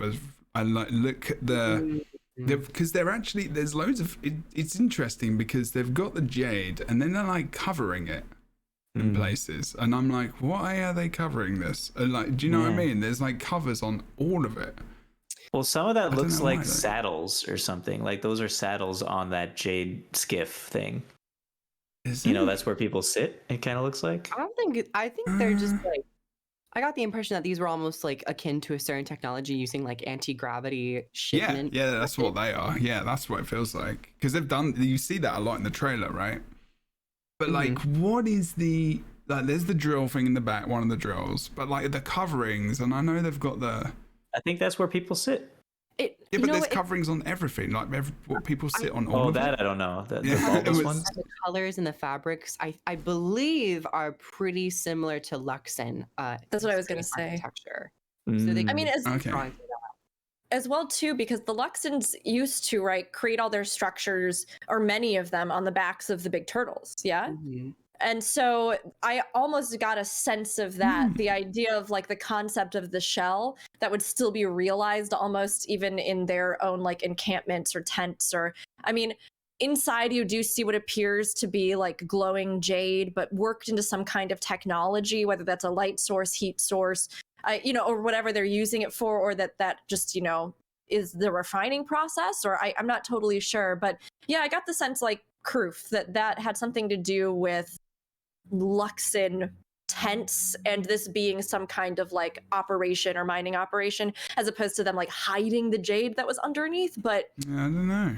Maybe. It's so good. There's so much depth to this. Like, there's almost this, the depth of field on this. If you look at the foreground, like, you can see the difference between that and the background is somewhat, and it just like the whole image is just amazing. Like the art, it's just, it blows my absolute bloody mind. This. As soon as I saw this on the thumbnail for the actual trailer, I was like, I want this concept art piece so bad. And now I have a screenshot of it. There you go. Da-da-da-da. Okay. What about this one? This is an interesting one. This one. Because it looks like things frozen, but I think it's more to give you an idea. It's more of like, this is really, really like. Aren't those fish in a school? I thought Oh, it was yeah. I actually think this is a dragon tail. I think those are I fish could in a see- school. Looks I like can fish. see Yeah. either. The ones at the front, definitely, yes, like you can see that kind of fish shape, and then you can kind of see how their fins all seem to go through. You know what I mean? So I agree. I think it's probably like a massive school of fish. But I did also get the idea of almost when I was looking at it, also evoked for me, like it did for you, Kurf, the idea of like a spinal column, or like the pieces of a tail. I feel like I know what this is. This looks more like someone's carved it. It looks could more be. like a Could be true. carving. It actually looks like a carving, in all honesty. It does. I mean, but it is so sketchy that it could be either. I get that. Yeah, it could be. I guess a spinal column. It looks more like a skull, but in a way, it feels like. Yeah, why are we haven't seen hardly any carvings? Like, there would make sense to see carvings out of jade. How easy is it to do that? I guess, or they do it for the golems and everything else. But like, it would be cool to see that. Yeah, to me, it's either an art installation, like big carving like that, or it's they decided to mine the jade out, but they wanted to leave the fish there because it was no use to them. That could Yeah, also So they be mined another around the thing. Yeah. fish. Yeah. Yeah. I think that's And it really looks interesting. cool. Yeah. Oh man, There probably will be areas of jade that actually don't have a lot of magical essence to them. So there probably are like hot zones for the jade as well. Yeah. As just another narrative possibility. But I like the camera angle of this concept art. It looks like we are inside some sort of tunnel or some sort of cave, and I'm really interested to see like or deep. if we will have deep jade caves. that we Yeah, can go. yeah, Like yeah, the mini yeah. dungeons, like they talked about. They also talked about mini dungeons, which we didn't mention. But Oh yeah. we could have these like Yeah, I've got some these notes. caves that we can go in and fight bosses or find treasure or gather and craft some extra materials. I'll put that mini dungeons just to remind myself. Yeah, it looks awesome, and going through them on your turtle would be cool as well. I'm just going to continue with the art. Let's have a look, because there was some other good bits and bobs. They harked on this for a good second. Damn, there was so much good stuff. Is there Anyone want to take a stab at that? This one. I love this one. I think this one is so interesting. I mean, there is the very real chance that what we're looking at is like a literal dragon that was frozen or is encased or is the corpse of a dragon. There's also just the possibility that they decide, like, you know, they built this, and as they did, they built this massive dragon monument that like twines through it all, you know? Like you can see they've hung lanterns off of parts of it. There are some areas where it looks like it is maybe all made of metal, like especially over on the right-hand side, where you get some of those like purples and what you would consider maybe to be like more of a metallic sheen or something. I just think this is such great chaos. It just evokes so much. And it feels maybe more like an abstraction, like this isn't maybe an actual location that we would 100% see. But I do really like the kind of feel of this imagery. Mm. This art piece is one of my favorite art pieces that I've seen so far. And talking about like the monument to the dragons, it kind of reminded me of like the very first teaser trailer that we got with Kunaveng talking about like they built lives off the very thing that sought to end theirs. So perhaps if it's Kunaveng or some other dragon, maybe there is a sense of like there is a good dragon almost that has increased their prosperity, and this is them honoring the dragon that helped them. Could be Kunaveng. I don't know if this necessarily looks like Kunaveng, because we already did see Kunaveng in Guild Wars 2, the trailer, the art rendering in the cinematic trailer that we got. I don't know if it necessarily looks like Kunaveng. This almost looks like the other concept art piece where it's like Marjorie and Casimir near the Harvest Temple, and there's like this spiraling dragon that's going up towards the top of it. So honestly, just like this gives me a lot of excitement for narrative ideas. Wait, could this be the Harvest Temple built up? It didn't give me Harvest Temple unless they built other like shrines and temples around it, because I thought the Harvest Temple was kind of just like this structure that One was, like, thing, yeah. one thing, it went straight up. Like this, as you can see, like this extends upwards out of this picture, right? Yeah, I really love what you said, Karuf, that line from the from like one of the trailers that we had that they built, you know, off of the very backs of the thing that would have destroyed them. I think that like is so evoked in this to me, right? This, like, even if you're looking at it in just a kind of abstract way, and the idea that like the dragons, many of them would have just destroyed all life, but now their energy has been, I mean, contained in a sense, or engaged in the world in this jade. We still don't know if there's like really bad repercussions for that, right? Like it's one of those things where it feels as though it may be a sort of temporary holding, where like we know that magic has to return to the land, but it's also not running rampant. But we also know Aurene absorbed a bunch of it, but we don't know, like, you know, there's so much stuff with this, right? Like, but this idea that this civilization was made possible because, you know, everything from the wind that threatens the livelihoods of all the people, or the water source, or all these things, to the draconic magic that would have destroyed everyone, consumed everyone, to then see a civilization that literally has like harnessed that and used that to foster life and their own abundance. I think this piece just very much evokes that to me.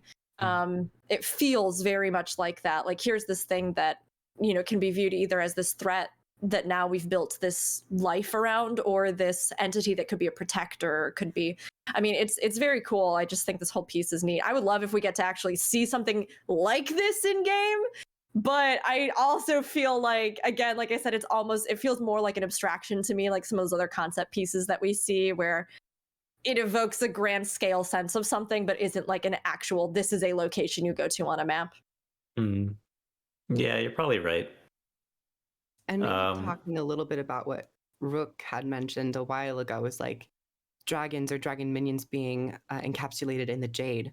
What if like down the line they actually like cinematically they break free and destroy the town, and it's like the deep sea dragons minions or something cinematic like that? So I mean, it could be something that happens during the story in the zone, because, you know, they've said how, you know, this potentially impacts things, and there could be events where that does happen, they rebuild or something, maybe not that quickly, but, you know, but like, you know, on a smaller scale, you could see things like that happening. It is very I mean, I think like in my head, I'm just like, this is, they've built into the jade there, because that is jade. You can see like on my mouse is kind of going up. It's a block of jade. The dragon is intertwined with it in it. And when we say talk freezing, it's not technically freezing, because like, you know, obviously it is freezing, but it's not. So what other word is there for it? You know, is it like, I can't think of the word off the top of my head. It's like in stasis. It's yes, just... yeah. It's like a stasis kind of state. Right? It is like a stasis, and that's what freezing is as well. You think, so you know, so it's very similar, but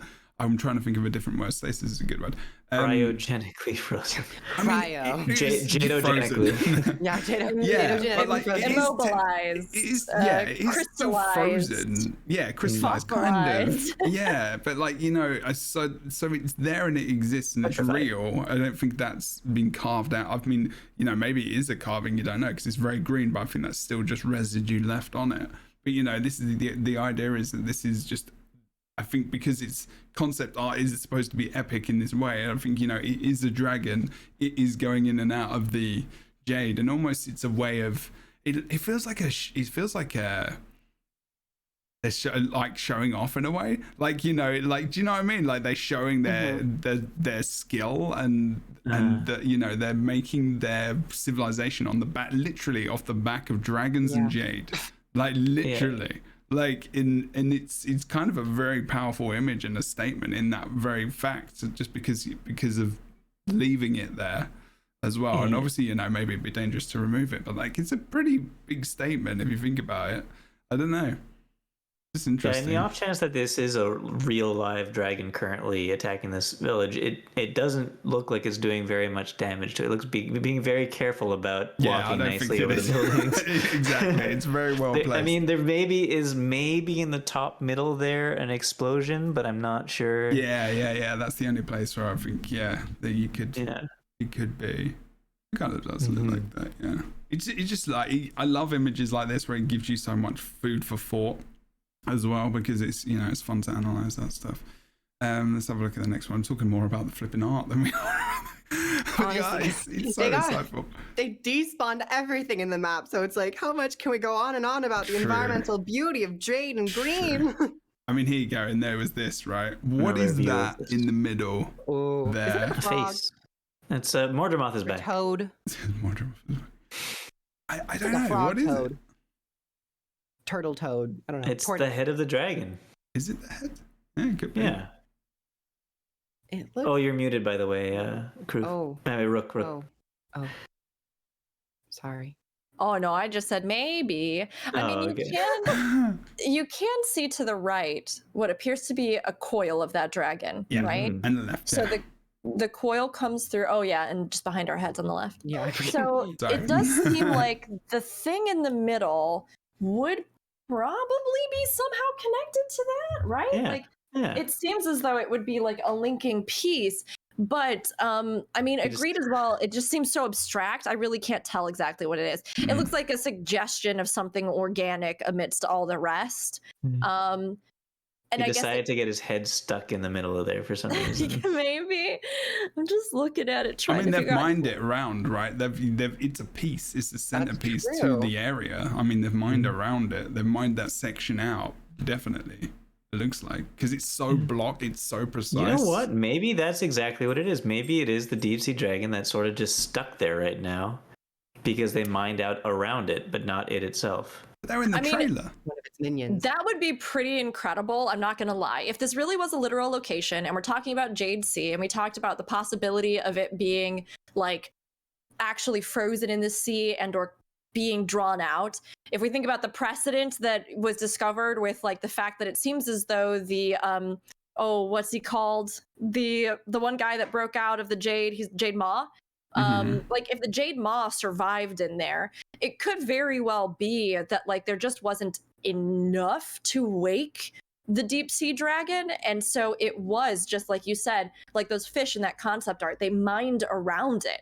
So it's still encased in a layer of jade, but they built all this stuff around it and left it as it was, maybe thinking it was dead or in stasis, or that, you know, they thought, you know, and when they mined enough, or the other dragons fell and that rush of magic came this way, you know, Icebird Saga, all that stuff, it does wake this creature, and we do get something like the city being destroyed in some kind of meta. I mean, they did mention a mysterious city at the end of this and all that kind of stuff. I don't know. Oh, what you think that? So you think the magic that was released by us killing Mordrinoff, or all the recent dragons, to be fair, is kind of floating towards Camphor, and it could be consumed by the dragons here, and they can break out, maybe. Yeah. Possibly it's what awakens this creature, the deep sea dragon. This Sick. I would love to see that. This could be the deep sea dragon, but there's also another character that we have no idea about, and that being Mother. And in the trailer, we have Mother talking with Kunavang and Aureen, and Aureen's like, it's you sound like a song half remembered. And then Mother's like, in due time you'll know who I am. So maybe Mother, the mother of the dragons, is actually, instead of this being the deep sea dragon, because there is reference that the deep sea dragon is causing trouble for the Largos, already kind of established, I believe. So this might be the deep sea dragon. They can always retcon like a small tidbit, but this could also maybe be Mother. And Mother, in the trailer that we see, the reason why Aureen goes there is that Mother is like communicating with Aureen through the mists, because Mother can't move. Mother's encapsulated in jade. Mama's stuck in a jade city right now. Mama can't make it. Yeah. So And then maybe that would explain why they were feeling comfortable building cities off of a back of maybe a beneficial dragon, or like, because Kunavang seems to also be communicating with Mother. So maybe Kunavang is like the envoy of Mother to the Canthan society. I always thought that it was Deep lore Kunavang talking to the deep sea dragon, though, because I mean, had a mysterious character that we have not met yet. yeah, I thought it was the deep sea dragon. I thought that it was like Kunavang's mother, essentially. No, there's two possibilities that Mother is the deep sea dragon, but I kind of like the idea that Mother and the deep sea dragon are separate, because that would create a better hierarchy for the elder dragon system. I agree. I think that they should be separate. I just don't think that Kunavang was necessarily talking to Mother, rather than because Kunavang could have a relationship with a deep sea dragon that is mother's daughter relationship, but it doesn't have to be mother, you know? That's true. Or biological mother. If the salt sprays are like actually like told and revealed to be Or descendants. is it the mother of all dragons? She just You pops mean in. Daenerys? Yeah, literally.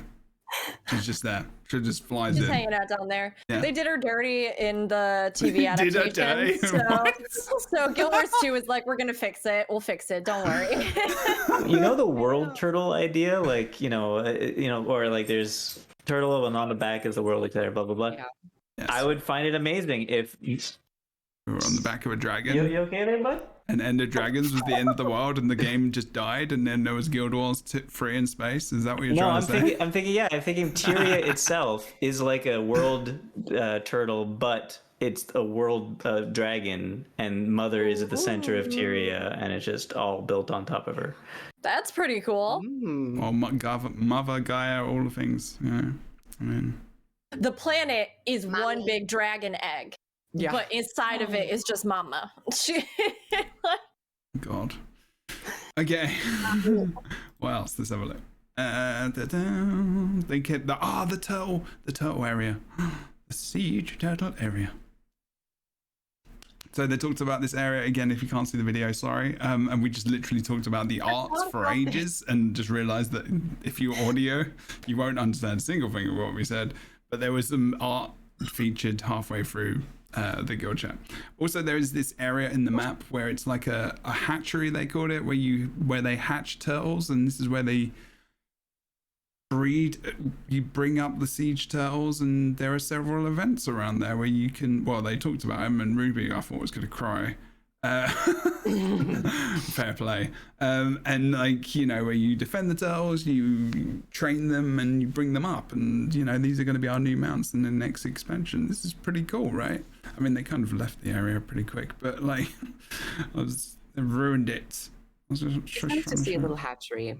Yeah. And considering we also got the trailer for the actual siege turtle, this was a nice little Yes. area to see a real world understanding of where siege turtles come from in the hatchery system.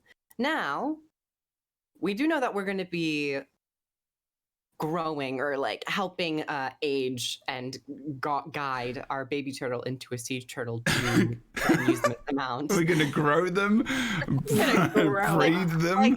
Do you mean bring them up? Do you mean like nurse them?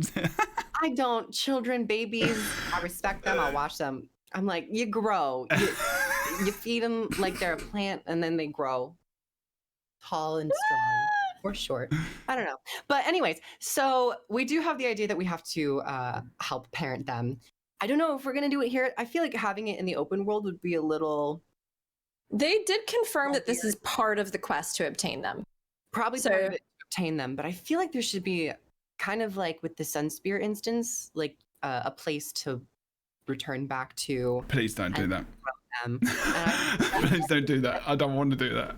I don't want to do that, Creve. I think that's going to be Arborstone. Yeah, I was just about to say. Yeah.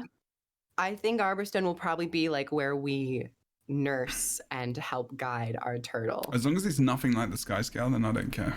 No, roller beetle. They said it's going to be like the roller beetle. Okay, good. Oh, Jesus, I bloody hated that. Sky Scale. I didn't hate it. I was, I guess I hate liked is a it. very strong word for your strong. favorite game in the universe. It is, and the people I love. But I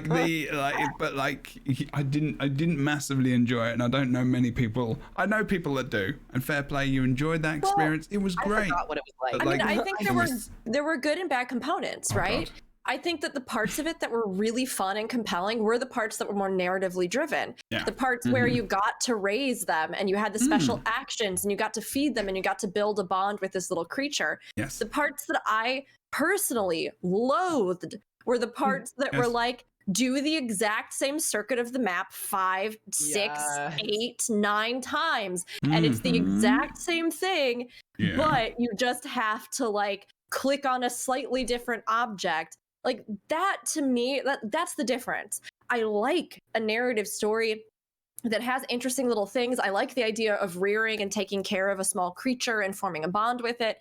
I think all of that is fun and works well, and it keeps your interest. And it, again, we're very empathetic creatures for the most part. And we like, cute little things that look at us and we give them food and we're like, oh, look at you, you small little life form. I love you.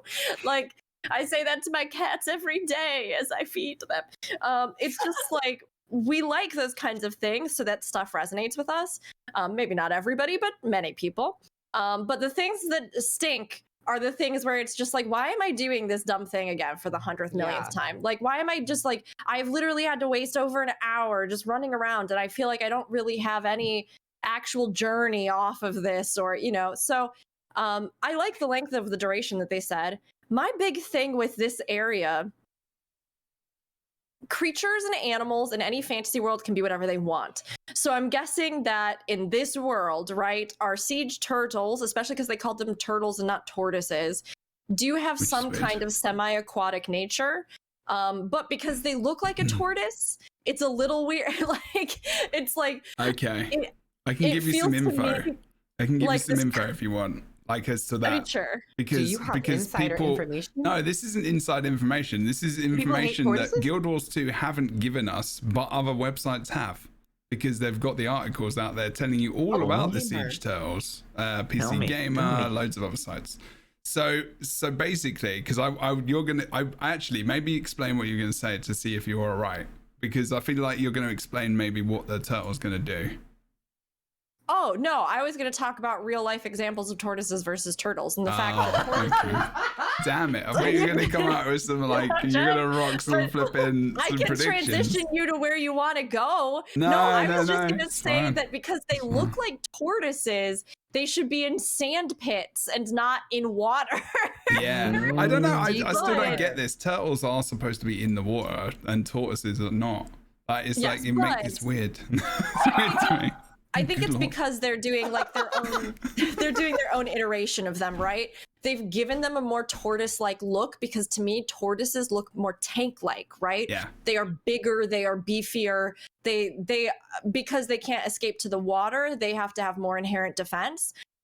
Whereas like turtles come in many shapes and forms, both soft shell and hard shell, but they tacos. have like tacos, but they have the luxury of being able to escape into the water as part of their defense. So it's really a fantasy thing, but to me, when I saw all the water, I was like, they're gonna drown. They're tortoises.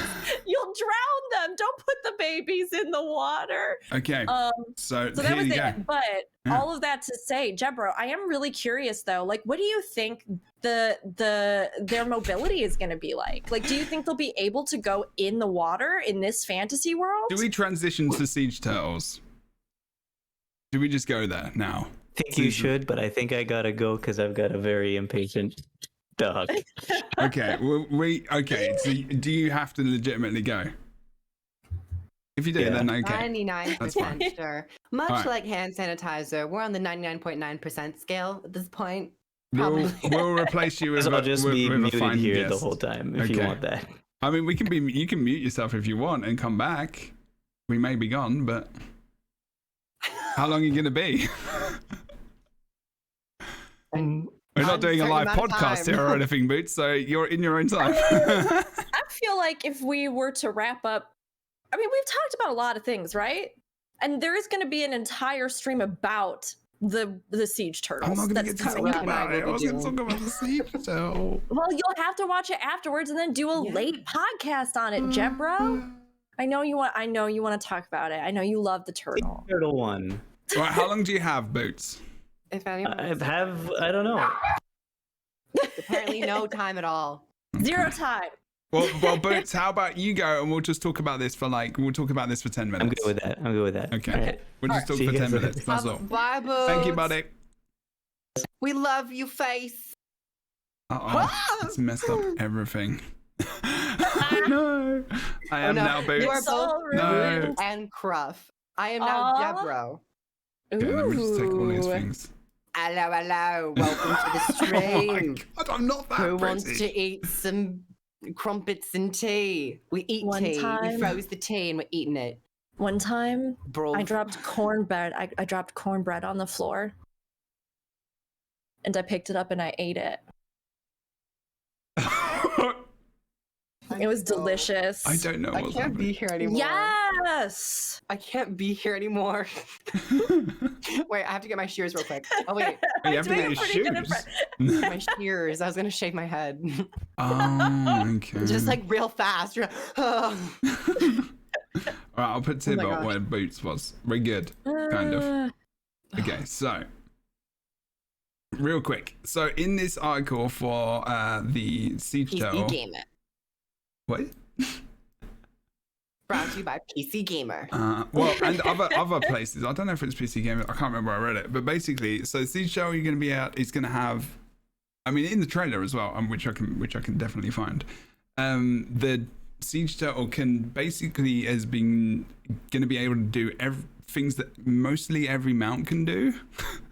So it's a jack of all trades. So you're going to be able to use these boosters to travel up. You're going to be able to travel in the sea with the turtle, but not on top of it. You're going to float down and you're going to actually be able to walk along the floor. Which is random. Because like you could like, I feel like maybe you can boost through the sea, maybe. I don't know what this is. Just a hand movement I chose. And yeah, there's also you can like have the person on the back and they can shoot. But also, like, they talked about damage, and they were talking about like doing about 7 or 8k damage per target, and how like people won't use this thing as the main thing to take like world bosses and stuff down because it won't be as much damage as you getting off your man and doing all the things. So they talked about that. They talked about loads of different stuff. It's worth reading some of these. I will post maybe some links in the description. Let's get real. I probably won't. So go Google it. I mean, I said it and I just took it away. But it looks very interesting as well. I'm just going to show a quick trailer for the Siege Turtle. But did you both see the Siege Turtle trailer? Yes, I did. I even have a video on it. So if anyone's in chat, Ooh. you're more than welcome to come to my video and watch it. Oh yes, and Rook just posted that as well. I was also thinking of that little concept art piece. We have our own private inside information. We do chat have our group private chat. Yeah, behind the curtain. I funnily enough just tossed this piece of art up for my stream earlier because I just had it from some of the graphics and stuff that I've done. The Mhm. deep sea dragon, or just the dragon that we've seen underwater in a lot of the End of Dragons artwork, and even that one that's kind of twining up the tower in that picture of Marjorie and Kaz looks a lot like that one that is twining through the city, even down to like the little frill along its back and stuff like that. Don't know if there's a connection there, but it does seem possible. And it's like a 2 as well. Looks like a Guild Wars 2. Wow. Oh no, wow, right. All right. Wow. I'm Good excited. observations. Oh wow. Fine, Griff, fine. But I really like this as an engineer main as well. There's a shot in here. Look at the little one. Look at the little baby one. Very cute. Sorry. And you could see that when you get the siege turtle, the base skin of it, you can dye its shell. So you can have an iridescent pink turtle if you want. If you're a barb, you can represent Nicki Minaj and ride on a pink siege turtle. Pink Friday. Out now. Does anybody watch TikTok? I don't know. Sometimes, but not as much as you apparently. But look at the Asura sitting in the chair, like on the back. Like look at how it's integrated into the show. It just looks so good. It's cool. I will say that its little face definitely looks more turtle than tortoise. Yeah. So- Yeah, like snapping turtle. I love the dragon head on top of it. Someone had tagged me in a post on Twitter how it is reminiscent to one of the mythological creatures. Yeah. Yes, I saw that. It's so cool. I believe Chinese mythology or of the region. So that was a lovely touch to see. And it looks a bit different from the original concept art, but of course, concept art, you iterate. And I think that this honestly looks a little bit more exciting and maybe a little bit more threatening. So I like there you go. I like the direction they went. They're on the bottom As of the sea. always.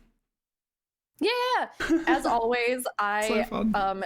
am constantly impressed by how they animate creature movements in this game. So good. This is something that is like very hard for games to do. And especially MMOs where you have a lot of mounts, where a lot of times they just have some sort of generic rig, and maybe a few of them will have some kind of unique animations, but it's very rare that you see, I think, the real weight, movement, everything from the bone structure to flesh to muscles to scales, all those things. When you go to the zoo and you look at animals, they are so distinctively different for every creature. The way they carry weight, the way that they move, the way that they navigate. It's something that Guild Wars 2 just knocks out of the park in a way that almost no other MMO that I know does.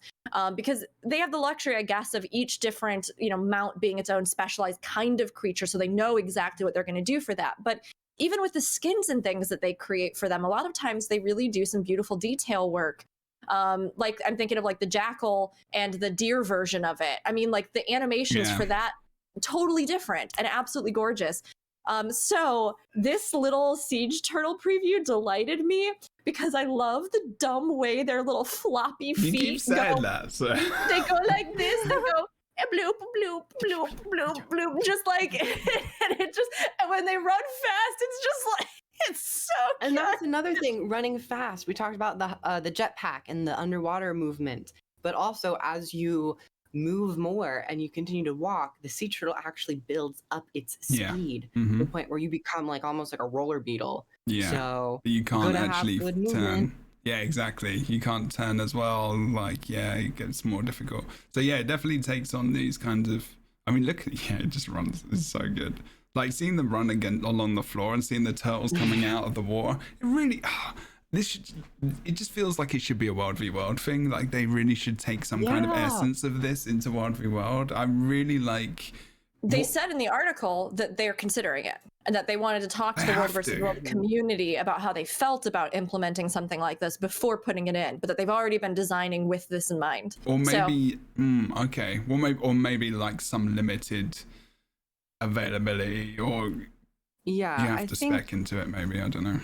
I think they're gonna focus, of course, on alliances first, get that nailed down, do some balancing, and then good lord, please do and then that after first. that, I think it's inevitable that they're gonna put in the siege turtle. But Can you imagine like loads of turtles just charging this wall down and like But charging I think the one thing about this They probably have to get rid of the jetpack because Oh yeah, they won't do that. No. I don't think they would do Yeah. that. You would scale walls Yeah. too easily. They would probably have to slow it down as well. So if you do reach max speed, you're not just like zooming It would across. just be the 1v1 mount speed, yeah. Yeah, probably. But I do find the idea of adding new siege and co-op mounts as like using it as a siege tool on like keeps and walls to be really interesting. It just And even makes the sense. idea- yeah, it does. Yeah. It's in the name. Siege turtle. Yeah, Siege. World- exactly. World- Exactly.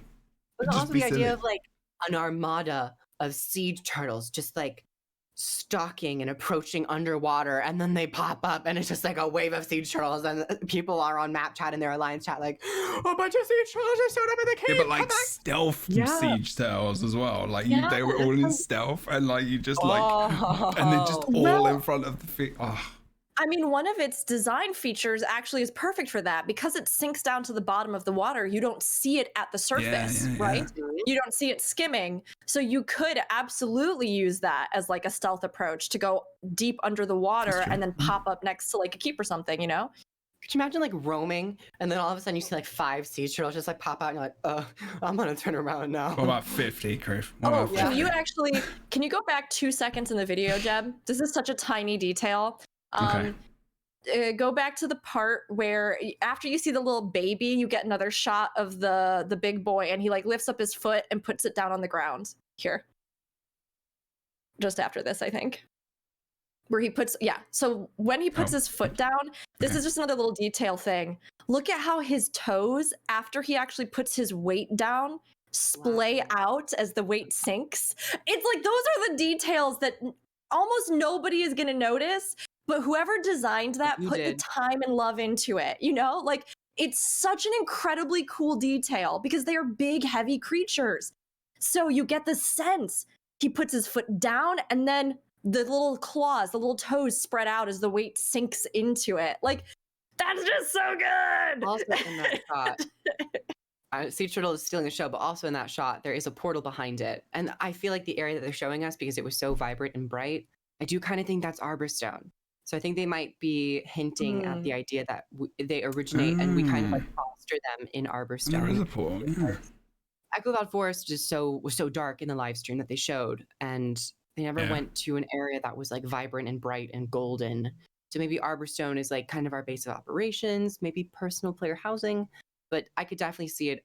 You always have to have some instance to show the growth of a baby, as what happened with the sky scale. It went from a small egg, then we had a little hatchling, and it was an instance area.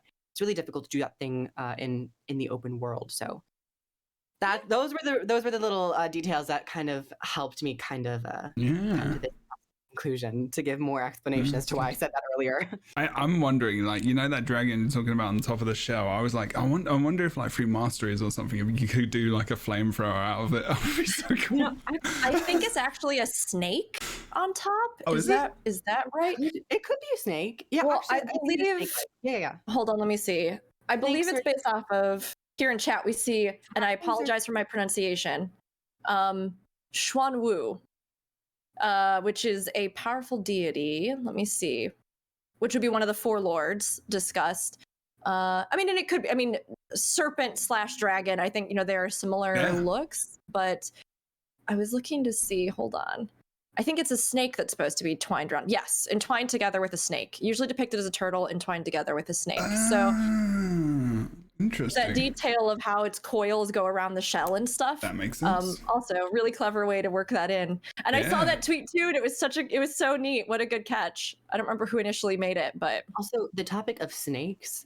Guild Wars 2 has never done snakes, really, ever. There's one ambient snake somewhere in the game, but then I know the last stream, they talked about how there's a person in Echo Cloud Forest who moved to Echo Cloud Wilds because they couldn't keep their 5 snakes in New Kaineng. So that's Yeah. another aspect. I would love to see some more snakes in Guild Wars 2. We don't really get them. So little Okay. bullet point into that. Cool. Well, we could probably go on for a while about Siege Tales, but instead we're going to end. Because I will try and get a show out. It might just be a combination of things. I don't know what's coming. Because I think, what is the date of the next... What is the date of the... Wait, is it next week? It's next week, isn't it? Games every week. Jesus. Oh, it's next week. Whoa. And then we have beta 4. It's a busy time for Guild Wars 2. Wait, next week is beta 4. November 30th, I believe. Is it November So 30th? Tuesday. Oh, Not okay. next week. Oh, it's not next week. Okay. I was like, oh god, next week's too busy. We'll probably get the patch notes and the balance patch notes. Yeah, sure. Okay. I guess the podcast afterwards we can do the plays episode and we can all play on Siege Tower. Wait, yeah. Yes. Everyone's face, yes. If you're up for it, everyone. Yes. We can do that. Absolutely. We can do a Siege Tower tour of maps and just go underwater and do all the things and fly around on them. That's what we'll do. But I wonder how many masteries we're going to be able to test out with the Siege Turtle. Because I imagine there's a mastery line with They'll the probably Siege give us Turtle. all the things, I guess, unlocked. Really? Or maybe. I don't know. I mean, we want to try because like boosters and stuff. I mean, I guess you unlock them. Maybe. We'll have to find out next week when we'll they find out. tell us what we're going to get in the beta. Yeah, it's gonna be awesome. First person camera. I don't think you can do first person camera on a mount. If I may, that reminded me to sing praises again, because we talked about like how the developers probably were listening to feedback. This one was so much better because they actually went into first person mode and like looked up. So I just Yes. want to commend the showcase of it once more. Is like that was like something that I really appreciated, and taking their time in the zones. That It was reminded me good. of it. The whole show was good. And Production. yeah, definitely. That's good that they're listening to all the things. All good. Excellent. We're gonna go unless anyone has anything to add. The next one, there will not be a Lightbringers next week unless I can arrange for a time to also get together maybe. But like it's Thanksgiving and I don't know. I'll stream on Wednesday. Yeah, there you Come go. Cruz is gonna for stream Wednesday. There you go. Maybe Bird's Chess will. You'll find out. Duo maybe. I would so be down for a duo. Let's do this. There you Yeah. go. Watch this together and get feedback, and then we just like Do it. Do it. Can do that. I would be 100% down. Let's do it. Awesome. Well, there we go. That will be a thing. And if not, I will definitely be on Wednesday evening to talk about the things, hopefully. And we'll have a look at the stuff. Or I'll talk to you a lot about it if it's something else. Anyway, I'm just thinking out loud. This is not it's not important for right now because right now we're going to end. Okay, everyone, thank you very much for watching the 30th episode of the Lightbringers. Boots was here. Unfortunately, had to leave, so please make sure you go and follow all his stuff. It was down below in the description, same as Rook, same as I was gonna say Crook, same as Rook, I've been Crook, Groove. I've been Rook. I've been all over the place today. I love it. My new identity. It really is a chore. Rook, tell us where you do the things, what you do, and how you do them. Streaming wise. Yes, hello everybody. I am a variety MMO broadcaster with a focus on Final Fantasy XIV and Guild Wars 2. You can catch me usually trying to get roughly one YouTube video out per week, although we've been working on some bigger projects recently, so that's just taking a little more time. But I stream as well throughout the week. Usually Wednesday through Saturday, and Friday and Saturday you can catch me on different podcasts, including the Lightbringers, which it is always great to be on. Thank you so much, Jeb. It's great to get to play with everybody, to get to group up, to get to hang out, to nerd out about the games that we love, and I'm always happy to see everybody or welcome in new people, so feel free to say hey. I've been talking about this rebrand that's happening, and as always, there's 5 million moving pieces and new art and new website and all kinds of things, and it keeps getting delayed, but at some point, my name will be switching from Bird of Chess to Rookery, Rookuri, and very likely it will happen in the next couple weeks. So keep an eye out and don't panic if you look for me and it's different, because it will be. So that's it for me. Oh, hold on though. I'm so scared. What? Oh no, I got a text message. Oh god, you're doing it.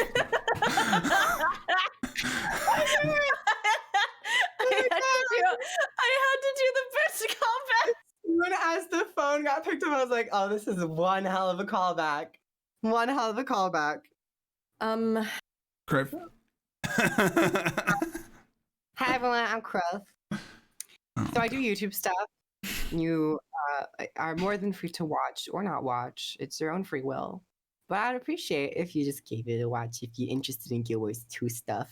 So it's over on Guild Wars 2. Not on Guild Wars 2 YouTube channel. It's on my YouTube channel. I'm not that high level yet. But I also do Twitch stuff here. Tuesdays, Wednesdays, Thursdays, and Fridays. It's a lot of fun. Also, the socks that I'm wearing, they say Muckluck. So Muckluck was a secret feature on the stream is today. Thanks for having me back. Please call me back at another time. What? Oh, I'm God. sorry. I'm sorry. I They say said, Muckluck. how do you get your foot on that high? I started working on my legs more recently, like working out legs, and my thighs are killing me. I can't even lift my foot up now. It's Just just make sure you're doing stretches. It's hard. well, it's the My first head. time I've worked on my legs for a long time, so it was like, oh God. Anyway, that sounded weird. I'm not gonna lie, Kroof, I missed that you lifted your foot up because I was tabbing through something. So all I heard was something Muckluck and then just like silence. And I was like, what is going on right now? Did you not hear me sigh as well? I heard your sigh, yes. I also cannot read what's on the bottom of your sock anyway, so one can. Hard. Well, It's okay. I will take a picture and upload it to Twitter. yes, please take a picture of your foot and give it to me on Twitter. Thank you, Kroof. Keep it on the internet always go super well. Just be careful of TOS and the foot stuff that goes on. That people enjoy. Okay, that's fine. I'm not kink shaming. I kink welcome, if anything. Okay. What? The LightBringers podcast, where we don't kink shame, we only kink welcome. Yeah, we do kink welcome. That's my stream, man. I kink welcome. As long as you're respectful and everything is safe and everyone consents, then let's go. Kink is you have a hose and there are kinks in the hose, and you have to unkink the hose, and that's my kink.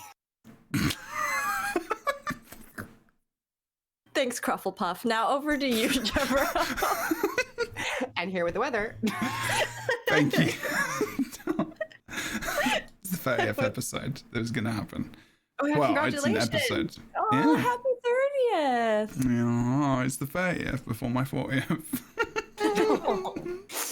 Yay. Well, not quite yet. We're not there yet. Okay, yes, it's the 30th episode of the LightBringers podcast. If you do want to support the podcast, you can do so on anchor.fm, as well as doing it on Spotify and other places. You can watch the video version of the podcast on Spotify. You can hit when you hit the podcast itself, you can see a little play button. You should be able to check out the video on the actual Spotify player. You can also watch it on your phone.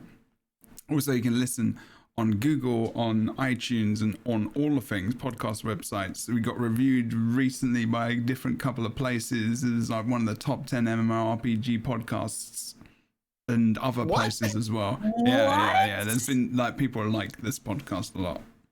Jeb, that is super cool. I'm so sorry we're on your podcast every week. I know. I'm sorry we're like It's like a website that people probably don't know. I need to find it myself, but like it's listed in a lot of places apparently. I was Yeah. like, people must This know is what I there mean. more episodes Oh, yet. right, fine. I'm not very good at this kind of stuff. Sometimes I'm good at marketing sometimes, but then sometimes I'm just like quiet about things. Jeb, you I just post posted that this app. info. You put I'll up a find it. picture. We will retweet the ever living hell out of it. Okay, I'll find We it will again. be so It excited. was a Do while it, ago. retweet it. That's so cool. It was a while ago. I just thought I'd didn't mention know that. That's amazing. people love That's this so stuff. huge. You started this. You brought all of those True. weirdos together. I That's guess so. amazing. Well, Church I'll this tell you until another our stat, episodes. which is pretty cool. Where is it? We are close to 30,000 plays as well. Oh, nice. That's not too shabby. It's pretty Ooh. good. And we've got apparently, yeah. So that's pretty cool. So like, it's definitely been getting more traction. That's for sure. It's on Spotify's a good place. So if you do want to share it with your friends, share it with all the people, do the things. Twitch.tv/JebroUni every Friday, other than major holidays like Thanksgiving and stuff, because you're probably with your families, and if you like, Thanksgiving is not celebrated by everyone, and that's absolutely fine around the world or even in America. take some time off. Don't listen to this, or listen to this recorded, all the previous episodes and all of our stuff. So you've got loads of stuff to do on a Thursday, Friday, probably more stuff than you've got time. So no excuse, sort it out. Subscribe, comment, follow. Let us know your thoughts, comments, what you enjoyed about the guild chat as well, and how you feel about the Jade Sea in general, if you want, and if you like the color green and which shade of it you prefer, if you really want to. Someone's bound to make a stupid comment like that. So anyway, I will see you soon. Don't forget, follow me, all the things as well. Jebro Unity and Jebro Guild Wars 2. Look on the Google things. If you want to pre-order the expansion, all three of our links are on the YouTube description section, so you can buy from my link, or you can buy from Creep's link, or Bird's Chest's or Rook's link, as well. All thanks. Otherwise, we can see you later. Thanks so very much for watching the LightBringers podcast, episode number 30. We will see you next time. Take care, and good evening, day, morning, and happy Thanksgiving to our American friends. Bye-bye. Bye.